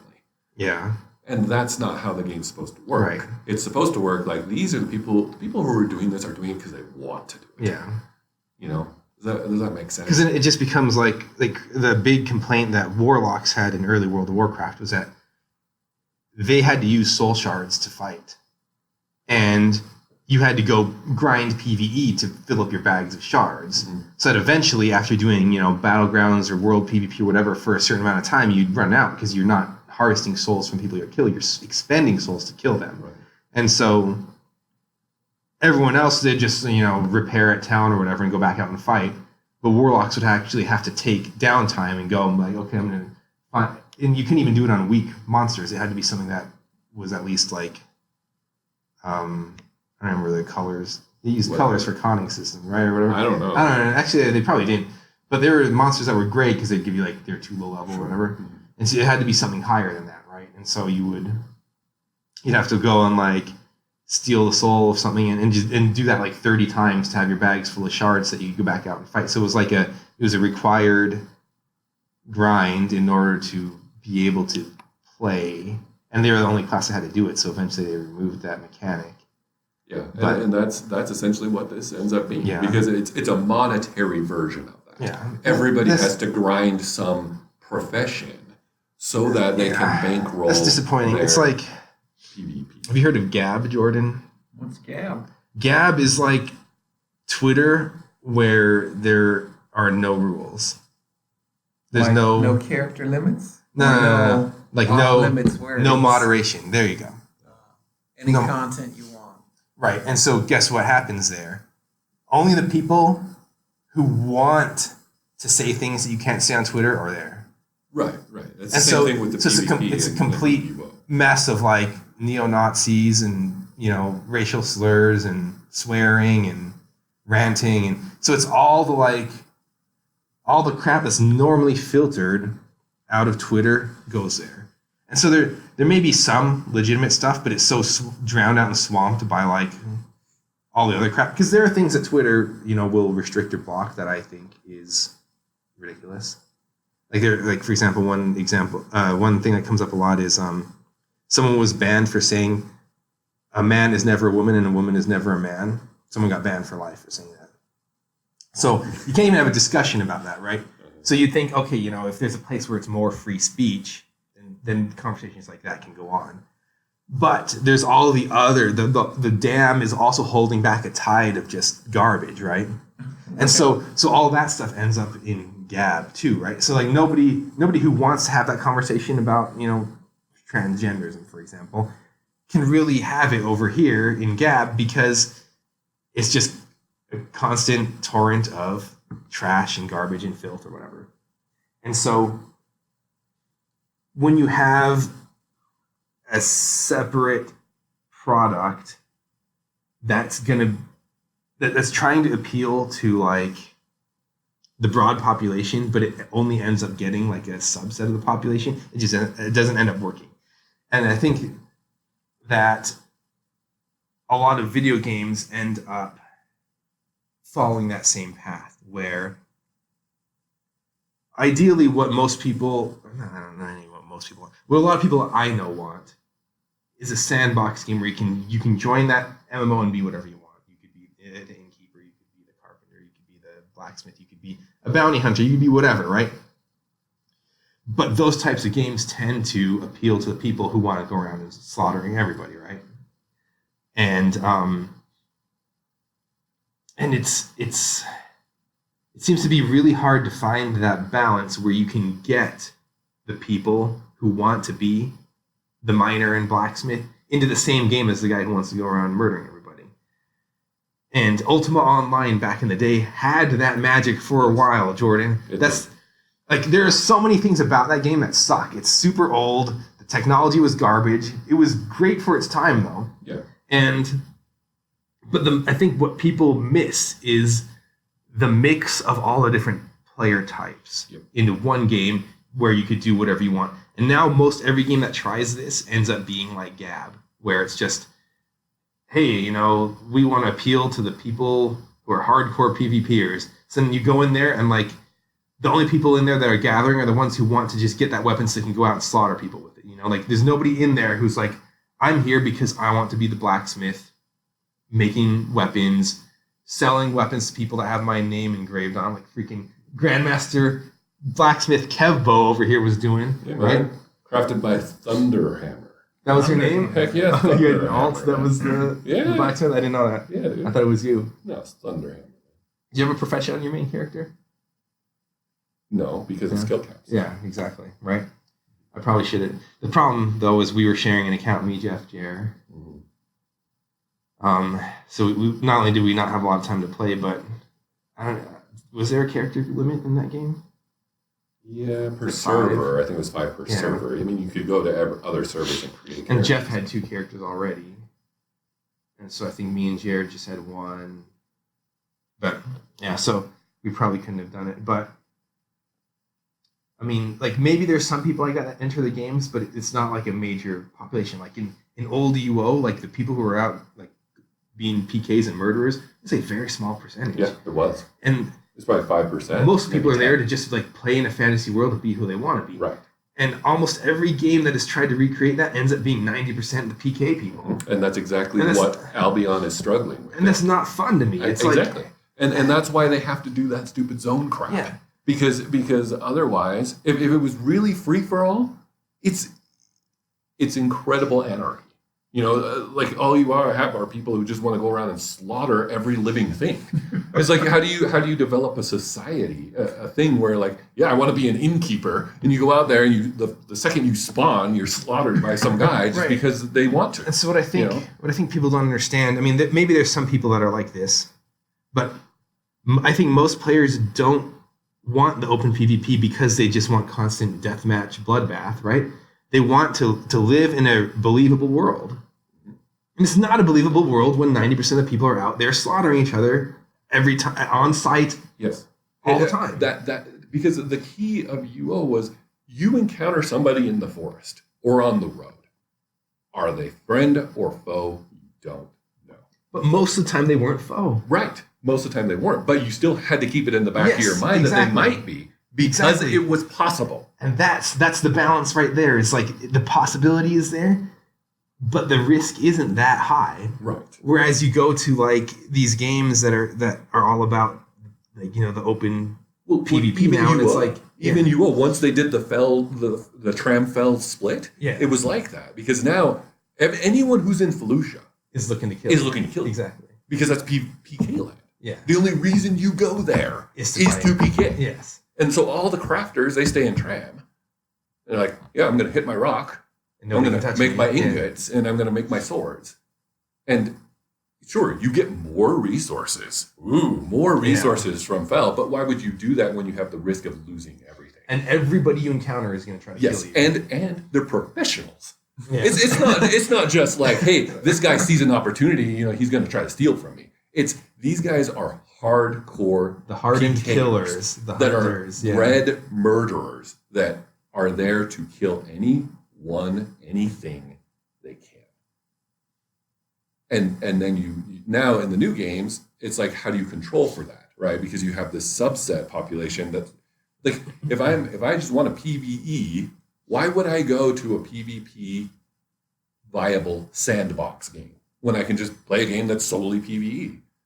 It's too like compartmentalized. Each game is so you can't get that complete population that's required to actually have a functional world. At least not and have it be sandbox. You have to have these arbitrary systems that make it no, you can't attack people here. You can only attack them kind of here, and you know this kind of arbitrary rules. Yeah. But they try. They are trying, and it's the closest I've seen. I'll give it that. It's the closest I've seen, and it's free to play. So that's what let me finally try it, because I'm not going to sign up for it because I already know it's going to be like that. Right, yeah. But I want to see how well they're doing, and I can see that they're trying. They're trying to recreate that. Yeah. They do have the And good on economy them. aspect is all player based. That's good. So that's a help. But really, it's not enough because there's not enough on the PvE crafting side to make that a viable game. Yeah. It's more like it ends up what I said. The people that are trying to bankroll their crazy The end game is all high-end about game just the PvP PvP, stuff yeah. are doing some gathering and selling it in their stalls to try to bankroll it. And that's all it is. But you don't really have those dedicated gatherers, at least I don't see them. And it's because it's not really that fun of a part of the game because they've put all their resources into the other part. So what was UO's secret sauce? Why wasn't everybody there trying to kill everybody else? So At there- least in the beginning. This is a tough question. I think one of the big factors, though, is that it was the game of the time. So it was like Twitter, right? Like it wasn't trying to branch off of something else and only capture a certain subset of the population. It was like the main MMO of the time. It's all there was. Not not only that. not necessarily all there was, but it was like the big thing. Well, Ultima already had a huge fan base Yes. itself because you had Ultima 1 through 7 at that point, 8, I don't know. 8, yeah. And Maybe 9. No, Right. 8. That's I interesting. don't know when UO came out. It's a Yeah. little bit, but let's say there were many Ultima games, and they were very popular. And that's what Ultima was about. Like even the single player ones, it's immersing you in a living, breathing world. It doesn't revolve around you. It is a world, and you are in it. And so you take that fan base, you put it into an online game, and people come in and they're like, yeah, this is a world, and I'm gonna fry fish or whatever as my thing in this world. That's what Chris did. Yeah, that was Chris's thing. He's like, you sit there and fish and make cooked fish inside. Yeah. You know? He would catch a crap ton of fish, chop them up into fillets, cook the fillets, and then he'd go around and sell fish fillets to people. Yeah. And that's So he the could game. buy more bait. No, so No, he you- could buy clothes, Jordan. Or armor So or whatever. here's a total Chris story. Like, you know Chris well enough that you'll probably see Chris in this story. Okay, so he goes down to the river, fishes, catches a bunch of fish, chops up that fish, cooks that fish, while he's learning his cooking skills. So he burns a lot of it, ruins it, But he eventually gets like a huge stack of fish fillets, probably like 1,000 fish fillets, all right? And so he goes around and sells fish fillets to people. And then he makes some money. He uses that money to buy a bunch of different clothes and some die sets. And then what he would do, for some reason, he would put on a set of clothes. So he'd like get a jester suit, right, and dye it all like teal. He'd put that on, and he'd go up to somebody, because in the game you had a bank that you had to access to like put stuff in, take stuff out, or whatever, and you had to walk up to it to do it. And so there are always people all around the bank doing stuff, managing inventory, whatever. And that's where he would sell his fish. So he'd walk up to somebody and be like, hey, how's it going? What's up? And he'd talk to them. And then he would leave, put on different clothes in a different color, and come back to the same guy and be like, hey, what's up? And he'd just be like, I wonder if he can tell that it's still me. That was his thing. That was his thing. The point is, regardless of who you want to be or what you want to do, you could do it in that game, right? And these days, like the workflow, or I don't know what you want to call it, the base of the game is not like that. You don't have sandboxes like that. Eve is one. Eve is like possibly the only one, really, that comes to mind that I've seen in recent history where you can do that. And Eve, for whatever reason, has succeeded mostly in recreating that idea. And it's because there's so much investment on the PvE / crafting, whatever you want to call that, the non-PvP side of the game. Like if there's nothing to progress to when you cook your fish or whatever, what are you doing? Right, you're catching fish, you're cooking fish, you're selling fish. For why? What purpose? Right? Hopefully it's to do something else, right? It's like, well, because then I can get a better fishing pole and catch better fish, or it's because I need to, then I can get some armor and I can go out and kill some orcs, or it's because I want to have a house where I can have a cooking facilities and I can cook better things than just fish, or I can start making fish salads or whatever, but it has to have some kind of level of progression there that doesn't exist in these other games, or if it does exist, it's just really weak. So there's nothing to explore in them, really. Right, and or nothing to progress to. The only reason to do it is simply to bankroll PvP, and that's the only people that are playing PvPers. That. Okay, fine, I'll go gather for an hour so that I can continue for another 2 days of PvP. That's pretty much what you end up with. What kind of sort of infrastructure is in place to reward PvP? Like, will it show you on the map, like your faction controls all this turf? Yep. This is blood territory here?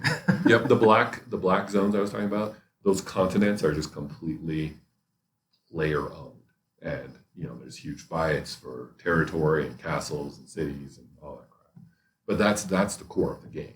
The other part is more like an afterthought. And I don't know if they designed that from the beginning to be like that, but it's kind of how they've had to go to maintain a subscription base. And I think that's one of the reasons they chose to go free to play, because you are more likely to get other people, like, for instance, like me. I mean, I have nothing against. Maybe I will go and play the hardcore PvP, GVG, ZVZ action that they have, But ultimately, what I want is I want to be in a living, breathing world where I can do what I want, and maybe I'll do that sometimes. But that's not. I don't live and breathe that. Mm-hmm. And the game, though, seems to be for people that live and breathe that. That's kind of my assessment there. How do they monetize it? Microtransactions? They have premium, so you can buy premium, and this is the thing I'm not fond of. Premium account gets you like the ability to harvest faster. That's kind of pay to win. I know. Yeah, it's a little bit too close to that line for me. It's like, so I do not approve of that, Jordan. I don't either. However, I can see why they're doing it because that's the afterthought. They don't touch the PvP, but they touch the PvE because the PvE and the gathering isn't the game. And it's proven by how they handle the premium account. It's true, but I mean, if you're tying economy, though, like, economy supports your ability to PvP. It does. And that's why I am 100% in line with you. Like, I think that's wrong. I think that's too far. They give you, so you get a gathering bonus instead of like 3 ore per hit or per cycle. You get like 4 ore per cycle or whatever. Mm-hmm. It's not dramatic, but it's enough that it's a clear advantage. Right. You get like additional, I forget what they even call them now, but they're like unlocking points. So they use a skill tree system that is based on what you do is what you learn, which is nice and good. Yeah.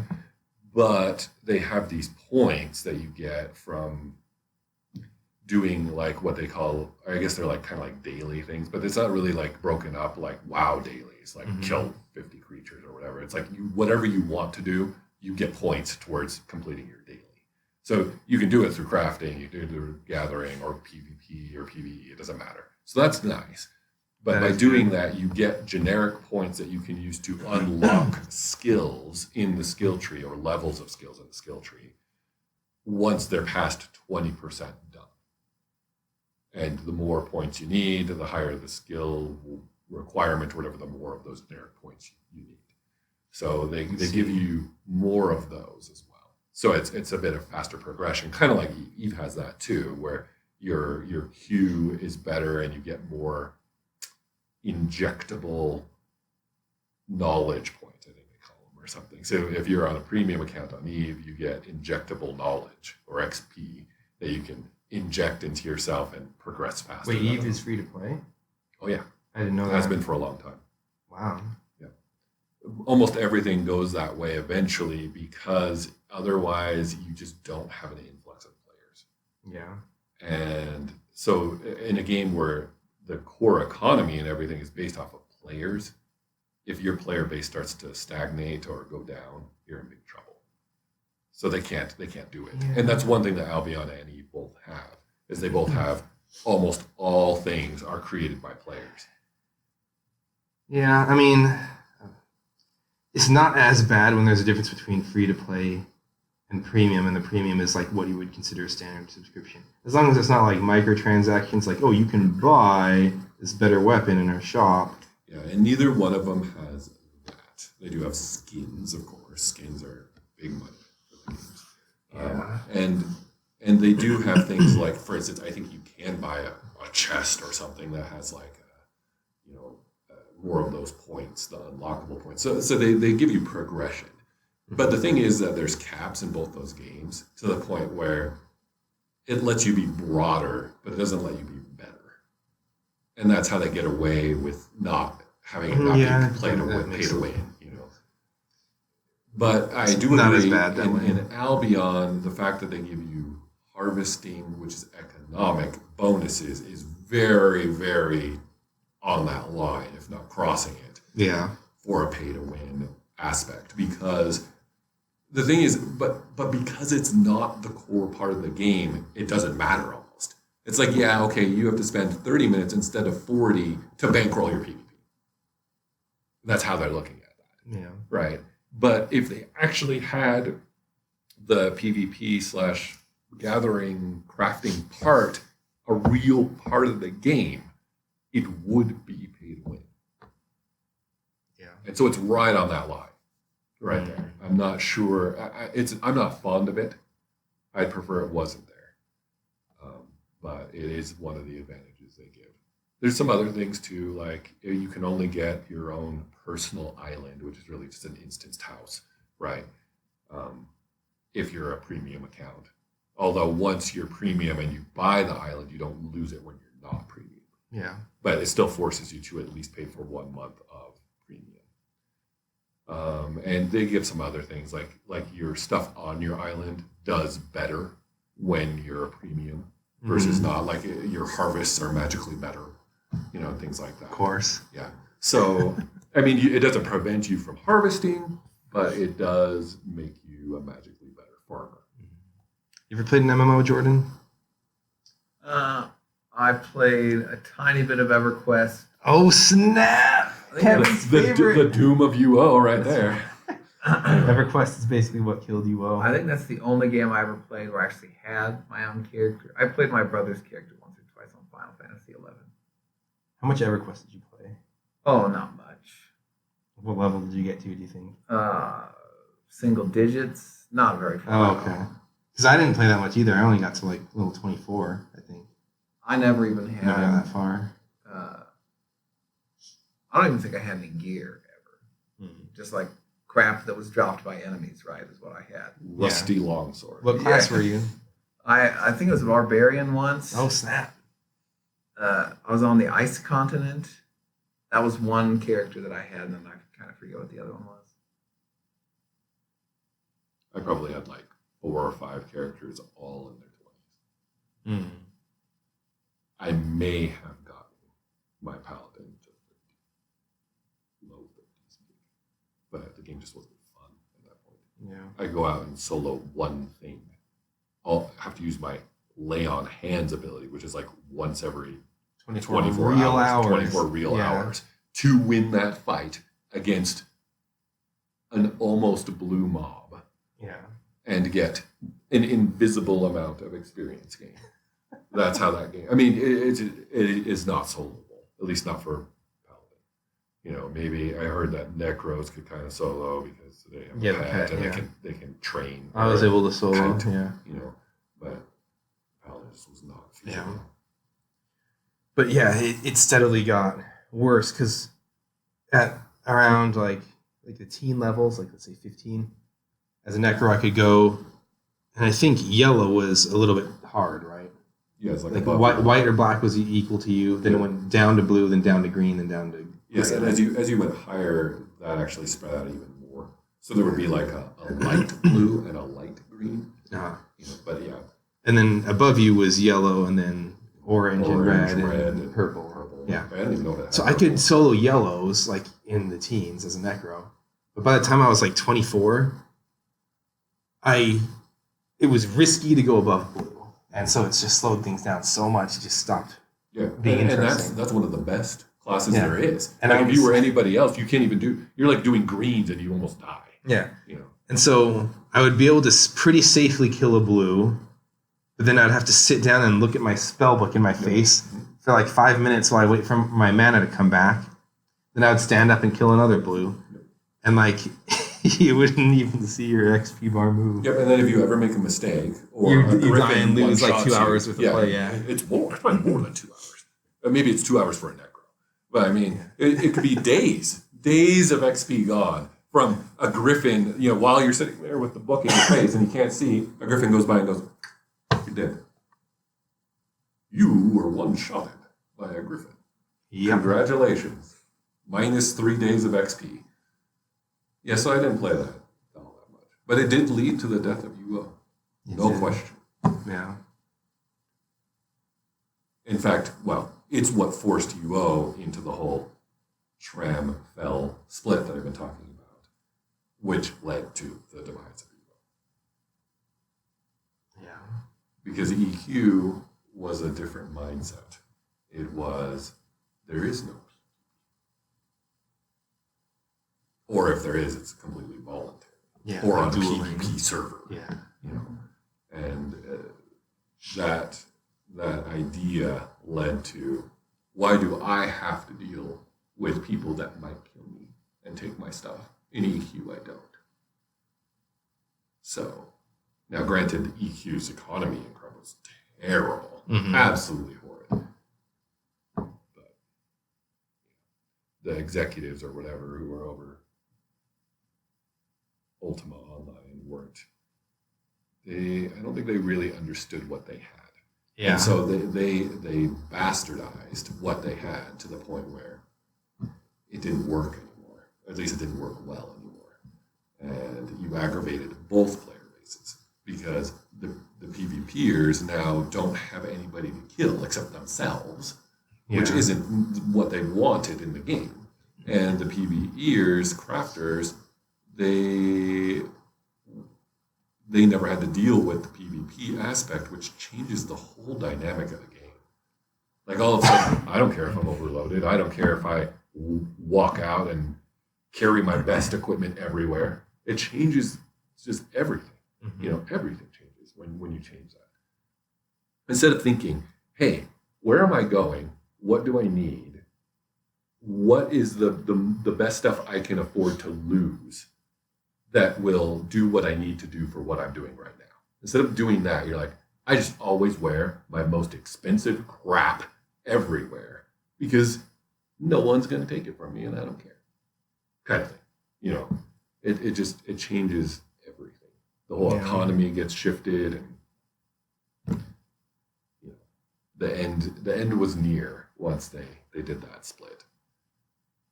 So yeah, they put themselves in a position where they still couldn't capture the PvE crowd, and then they lost the PvP crowd too. yeah. Because those were linked. But you see that kind of thing happen a lot, like when you have a product or an IP or something that is popular with a certain type of person, and then they try to take that and mainstream it, and it's still not mainstream enough to go mainstream, but you compromised what it was for all your original fan base, and then nobody likes it at that point. That happens all the time. Happens all the time, especially with video games. Yes, especially with video games. It's like you have a long running series, and what people really love about this game is how hardcore it is on the research or whatever. How much you have to micromanage or do whatever the niche thing is of that game, and they're like, you know what? That's making us non-mainstream. Yeah. Let's take that out or eliminate we need a mass lot of it. appeal. Yeah, we need to have big sales because I'm an executive and I want big sales.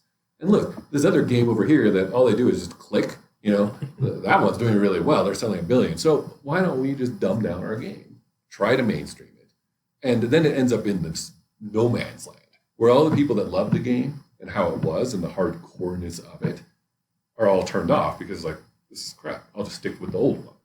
I'm going to stick with number 3 instead of upgrading to 4, you know? And all the people who are mainstream are like, why would I do that? That's too complicated. I'll just stick with this one that doesn't require me to do anything. Right, and what producers don't understand is that your original fan base, number one, if you lose them, your whole thing is gone, right? And number two, it's not going to go mainstream if the people who like that the most are against it.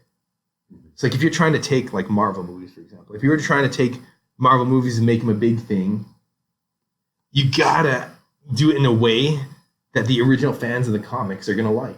Because then they're like, dude, this is awesome. Somebody finally made a good movie. And then it gets traction. But if all the nerds and comic book readers and whatever in the world were like, this is garbage, then it probably never would have become mainstream. Right. Because that's your initial push is to get those people on board first. Yes. And it's something that surprisingly these people who are in charge don't understand. Yeah. Or if they do understand it, then they just make terrible decisions. I don't know. For whatever reason, they don't take it into account properly when they do their stuff. And you see it time and time and time again. You mean even with the ones that are being successful, like even with the Elder Scrolls series, for instance. Yeah. Like you've seen that game go from really, really sandbox to open world, somewhat still an RPG. Yeah. Kinda. Yeah. You know, The RPG elements have been diluted every iteration of the game. Single time. And they don't really replace it with anything. There's nothing better. Well, okay, maybe graphically or something, but there's no systemic things that are like improved. They're not like, oh, we're not going to let you design spells now, but instead we're going to let you create and design weapons. It's not like that. It's no, take it out. Next. Yeah. It's just less. And it's too complicated. Oh, what someone has to figure out what level, what type of damage they want on the spell, and what effects they want, and how strong that effect is. Man, that's just so complicated. People can't handle that. This is going on consoles. Console peasants, Jordan, ruining everything. It's like, look, I don't think that's the problem. The problem is, like, a console gamer, just as well as anyone else, can learn how to use a slider bar to adjust the strength or power of a spell. And you can create one and you can name it. Sure, you don't have a keyboard. Sorry, you don't have a keyboard. So naming it, that's Wasn't Oblivion on consoles? It was, right? It was. Yeah, but that's exactly when it started to go downhill. Yeah. It's only gotten stronger and stronger, that whole consolitis stuff. Yeah. It's too bad. So Elder Scrolls is in the doghouse now? Not yet. Really, no. The big redeeming factor is they're still open to modding, Jordan. And people will go in and mod the crap out of those games to make them have much more depth. And that, like, vanilla Skyrim, good game. Modded Skyrim, incredible game. So the community saves those games for people like me. Unfortunately, in their infinite wisdom, Bethesda is trying to monetize their mods. So we'll see what happens which with Elder Scrolls may 6. well put it in the dog. Yes. If they do that, Jordan, they're dead to me. Dead to me. Yeah. I'm telling you right now, what's the guy's name? Is it Todd Howard? That's his name, I think, right? Sure. Yeah. You do that, you are dead to me, sir. Yeah, they're really close to dead to me already. Just based on Fallout 76? Fallout 76. Dude, those how they bastards, handled that. Jordan. How do they ruin my IP like that, Jordan? Yeah.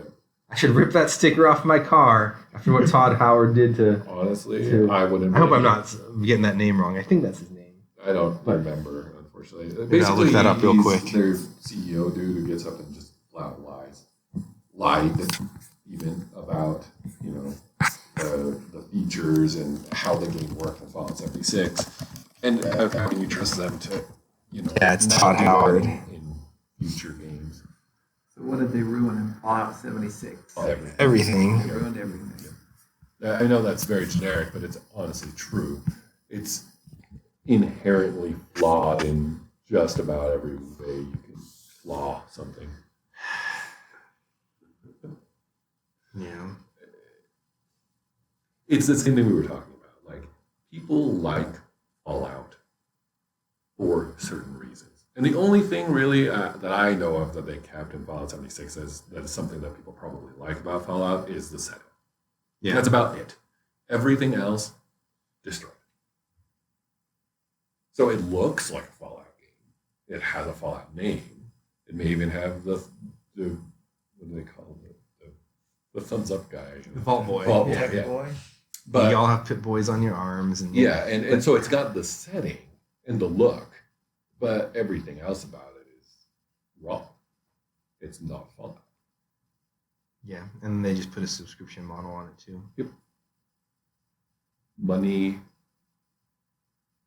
grubbing. It's been a huge flop, huge disappointment. And they just keep making mistakes with it. So is Fallout 76 a commercial failure? Yes. Yeah, I think so. Yeah, no doubt. I think it's a commercial failure and a huge, humongous PR failure. Oh, Like, big time. I don't even know if I could emphasize that enough. Like, anybody who knows about Fallout knows that Fallout 76, it makes it so that it goes beyond Fallout. It goes that extends into Elder Scrolls because the groups are very similar. Like generally a person who likes the Fallout series is also going to like Elder Scrolls and vice versa. But you create a bomb like that with false promises and terrible systems and Bad repeated decisions, failures. Anti-consumer Just systems. anti everything. Like you screwing your fan base, essentially, is what that is, right? It doesn't only hurt Fallout. It hurts Bethesda and everything they touch, Yeah. which really hurts Elder Scrolls too. Yeah. Like I question whether I will not pre-order any Bethesda game from here on out, 100%. Yeah. I will wait to see whether it meets anything about what they actually said it was going to be or do. And to see if they're going to throw in like subscriptions or Are they going to screw microtransactions. me? Are they going to? Yeah, no. exactly. Like, and it, frankly, Are they going it's to try to monetize mods? Yeah. same thing with Blizzard games now because Absolutely. Diablo 3 screwed me on that. It's like those companies, they've lost all my respect, and their only option at this point is to earn it back by doing it right. But they're going to have to do it right before I buy it. Yeah. There's no trust anymore.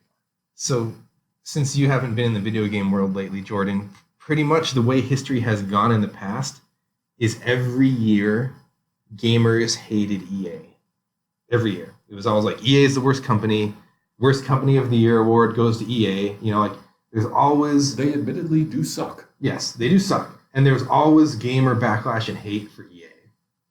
But then this year, Jordan, there are memes everywhere now with like EA kicking back and like eating popcorn while Bethesda and Blizzard are taking all the heat. Oh, I see. So, yeah, that's how things have changed. It's like Comcast. EA's already at the bottom. Everybody knows who they are. Yes. Everybody hates them. Exactly. That's just how it is, right? But It's a good analogy. Blizzard and Bethesda have been fan favorites. Yes. And then all of a sudden, they're just like, you know what? Screw you, fans. I'm going to milk every cent I can from you and simultaneously give you crap. Yeah. As our new product. Here you go. By the way, I want more money. Like, they're going to rival.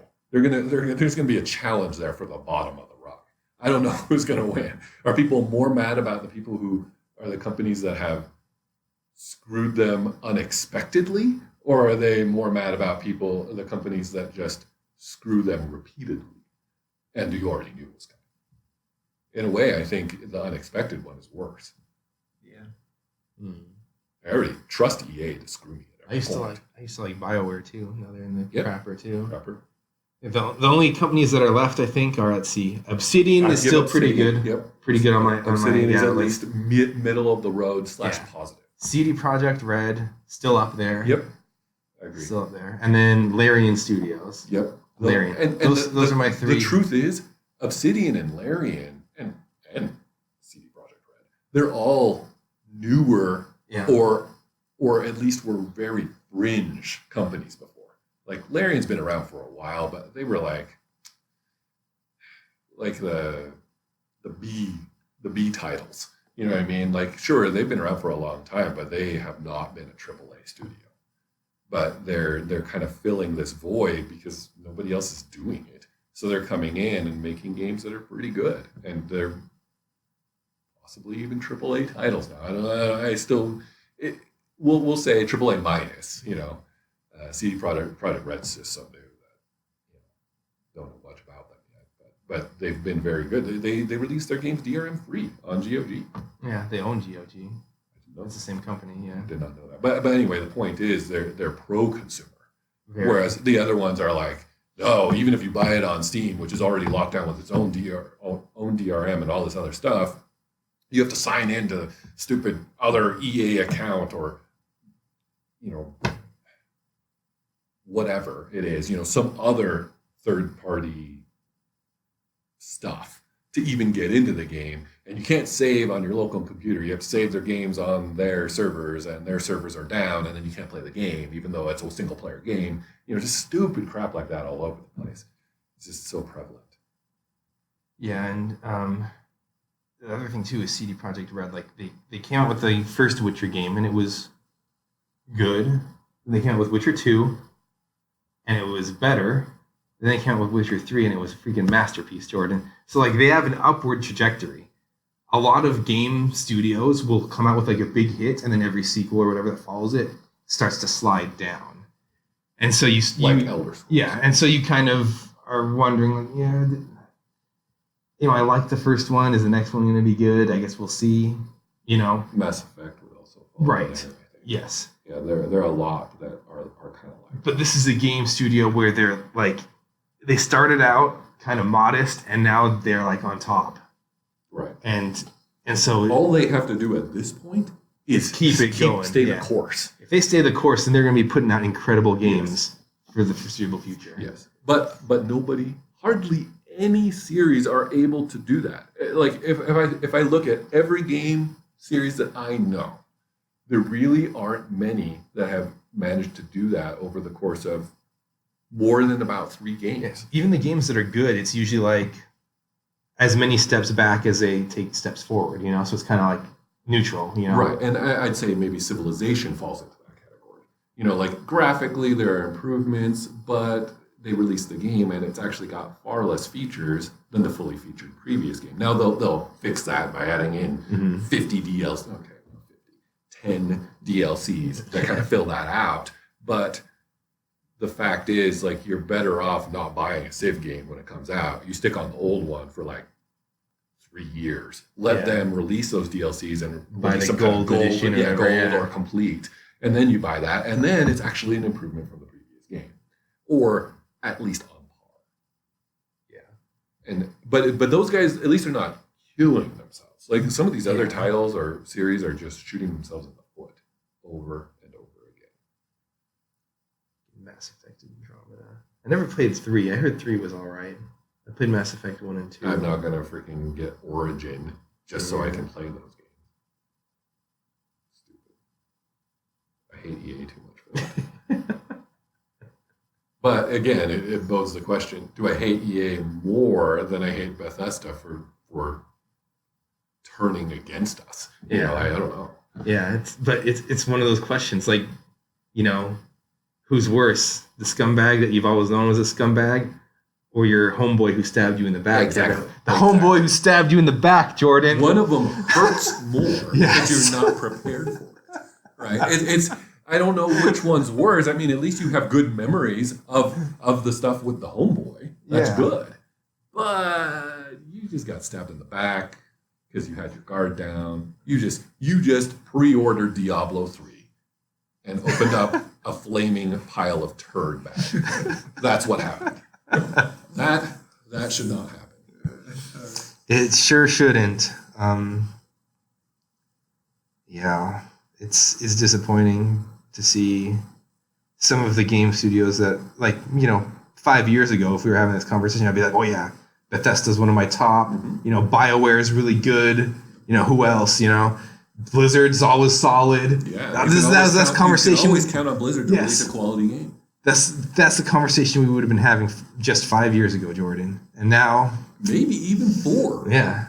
But what did they do? They released Diablo 3, a freaking complete bastardization of the IP.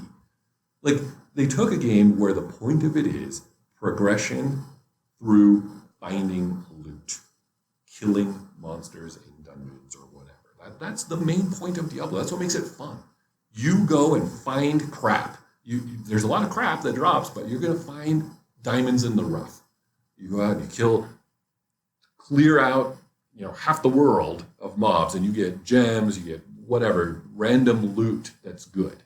And they turned it into a money grab, cash grab, auction house crap, where instead you grind money. So you can go to the store and buy your things, exact thing off the auction house. And they take a cut of it in real money.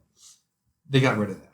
Yeah, I know. Unfortunately. But that doesn't matter. What matters is how it launched. Exactly. Yeah, they screwed me. How it launched means more than, like, I mean, maybe at least as much as how it is today. You know. Yeah. I mean, it's good on them that they took measures to try to fix it, but like they shot themselves in the foot from day one, though, and so it's really hard to recover from that. With a nuke. And the most telling thing is what they said about Diablo 3 in their retrospective. They said that Diablo 3 was a failure because they lost the ability to capture revenue after selling the initial box. Yeah. That's what their takeaway was that they had to get rid of the auction house because of outrage. And now the game's a failure because once you buy the game, they're not fleecing you for any more money after that initial cost. And that just shows how much their mentality has changed. Because the other Diablo titles never had any inkling of that. Yes. And they never should have, they made their money after that by actually giving content to users that was valuable. And so now, imagine that. So now what they've said is they'll never release another game that only makes money off the box price. They said they will never do it again. And so I'm most likely not going to be their customer anymore. That's just how it is.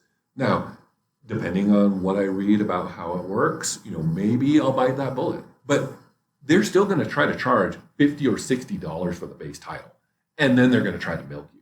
They're going to figure out ways of implementing whatever they can into their systems to milk money out of your pocket. And I'm happy to pay if it's adding more game and more value and whatever, because like if I'm going to buy the game in the first place, it's because I want to play it. If they're going to put out more good quality content and improvements, I'm happy to pay for that. But like when they're just trying to come up with schemes to create a persistent revenue stream, and that's the focus. And that's exactly what the auction house was. Yes, exactly. It's a scheme to get money. And it ruined the game too. It did. It takes away the fundamental principle. It ruined the game in order to create that revenue stream.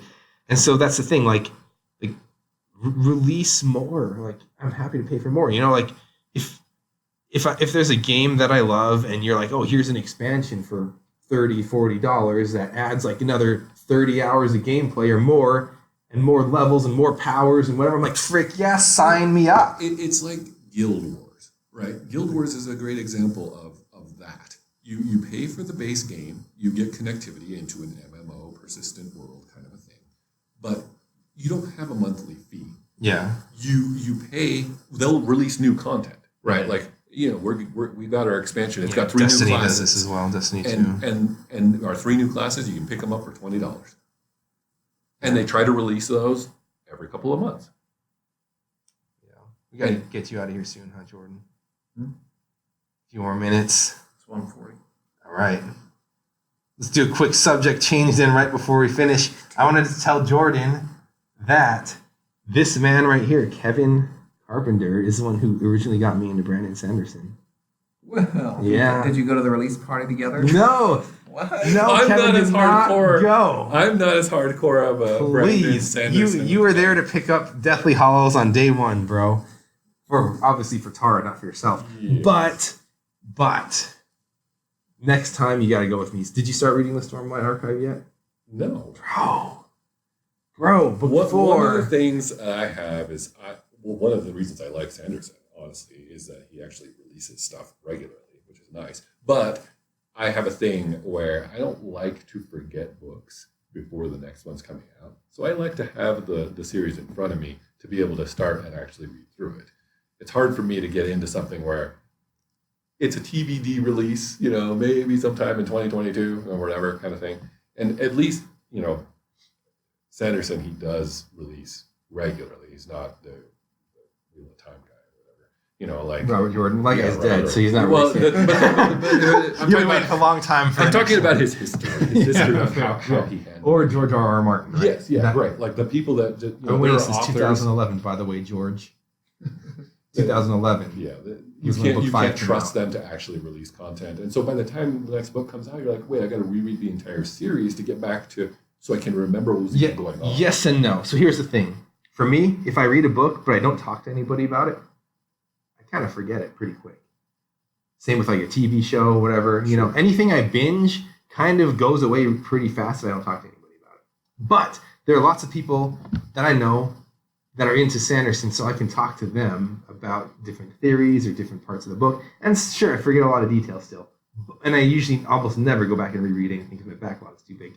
But talking about it puts you into the culture with those people, gets you in the know, and it helps you remember what's going on. Sure, that's probably true. So you should get in on this and go to a release party with me. So you have about a year to read the first 3 books, which is kind of a lot, admittedly, because as he showed in the release party, he put up a graph during the release party on a PowerPoint presentation where he showed the word count of the entire Chronicles of Narnia and how his book 3 of Stormlight Archive was bigger than it. So it doesn't matter though. Once I start reading, I'll cruise through. It's just they are long though, and but they're great. I like them. It takes some people a long time to read them. If you don't read a lot or at a fast pace or whatever, but dude, you got until probably like November of next year to read the first 3, and then we'll go to the release party. You missed out. I went to the one for Starsight on the 26th. Yeah, 26th. It was good. Got a signed copy, Kevin. That's cool. Signed copy. And while I was there, I bought a small vial of the 8 basic allomantic metals. So now I have a Mistborn vial. And if I really need to, Kevin, I can down that and throw metal at people. Are you Mistborn? Maybe. The claim. The only way to know, Jordan, is to ingest metal, right? So. There's a warning on it that says, please do not ingest this. Well, those who heed the warnings don't find out Yes, that they're Mistborn. without risk, there can be no reward, Kevin. Yeah. I really do like it. Fortune favors the bold, Jordan. I suppose. It's true. Anyway, yeah, he knows how to make systems. He knows how to make worlds. Yeah. He's good at that. Probably the best author I've seen at that. Yeah, that's a lot of them strength. back themselves into corners, and then they have to do terrible writing to get themselves out. Or they just ignore it. Yeah, or it's like, wait, why are these people who live in this system not thinking of the things that I am, even though I don't live in that world? Like the time turners in Harry Potter. Yeah, or what was it like? I can't even remember now. It was something like, he couldn't make whatever thing float. Oh, the sword at the bottom of the water? Is that what you're talking about? Yeah. Because they're like, he tries to use Accio to pull the sword of Gryffindor out of the water, and it doesn't work. So he's like, okay, I'm going to dive in. Right. It's like, okay, so let's say the sword is enchanted in such a way that a simple summoning spell won't pull the sword. Sure. Well, get rid of the freaking water. Yeah, get rid Move of the water. Push the water. Or pull the dirt. Yes, pull the dirt under it up. Like, there are so many things that don't make sense. Come on. It doesn't make sense because anybody who lives and breathes in that world and has access to those powers should instantaneously come up with those options. It's not like we're not geniuses here that are like, oh yeah, no matter what world you put me in, I can come up with exactly how to do it. Like come on. Harry Potter, he's a wizard. He has these powers. He should know, if I can't do that, I can manipulate the things around it. If I can't manipulate it directly. That's a very simple principle. Even a kid would realize that. Like, hey, I can't reach that, but I can reach this blanket that it's on and pull the blanket. Come on. It's the same idea. It's just, there's no room for that. And they're just like freezing and drying themselves off with towels. It's like, are you not a wizard? Towels. Are you not a wizard? You have the ability to dry yourselves off. You're not the elements freeze you. At least light a fire there and warm by the fire. Like, come on. Like, aren't there any like resist elements spells or anything like that to like keep me dry, keep me not wet, keep me come on, dude, not cold, bro, bubble. There's got to be stuff. It's just, why are you're using a towel and freezing to that? Okay, that makes sense. You've got all power. You can control the elements, but you're gonna freeze to death in a cave with a towel. Yeah, I mean, there could even be like a really simple thing. Like, think about disapparating. When you disapparate, do you stay wet?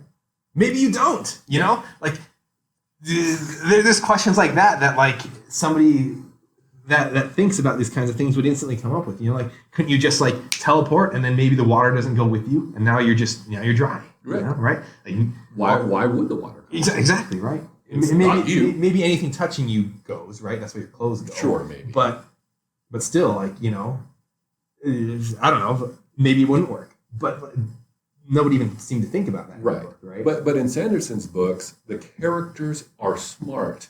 They come up with things I don't. Yes. And they, if it's something new that he's bringing to the table, they are discovering it. Yes. As if it's a new, the world, he didn't know that. They discovered it, which makes sense because it's like, oh, that's off the wall thinking. No one had ever done that. I could actually believe that, but nobody's ever tried to move the dirt under something to move the thing above it. Give me a break. No one's ever tried to dry themselves off. No one's ever been cold. Yeah, why would that ever have dawned on anyone? Like, give me a break. The level of writing is night and day. Yeah. Harry Potter's still good. It's still good, but Don't mean to throw shade on you, J.K. Rowling, but it just has problems. It's just a different kind of writing. System. Different kind, yeah.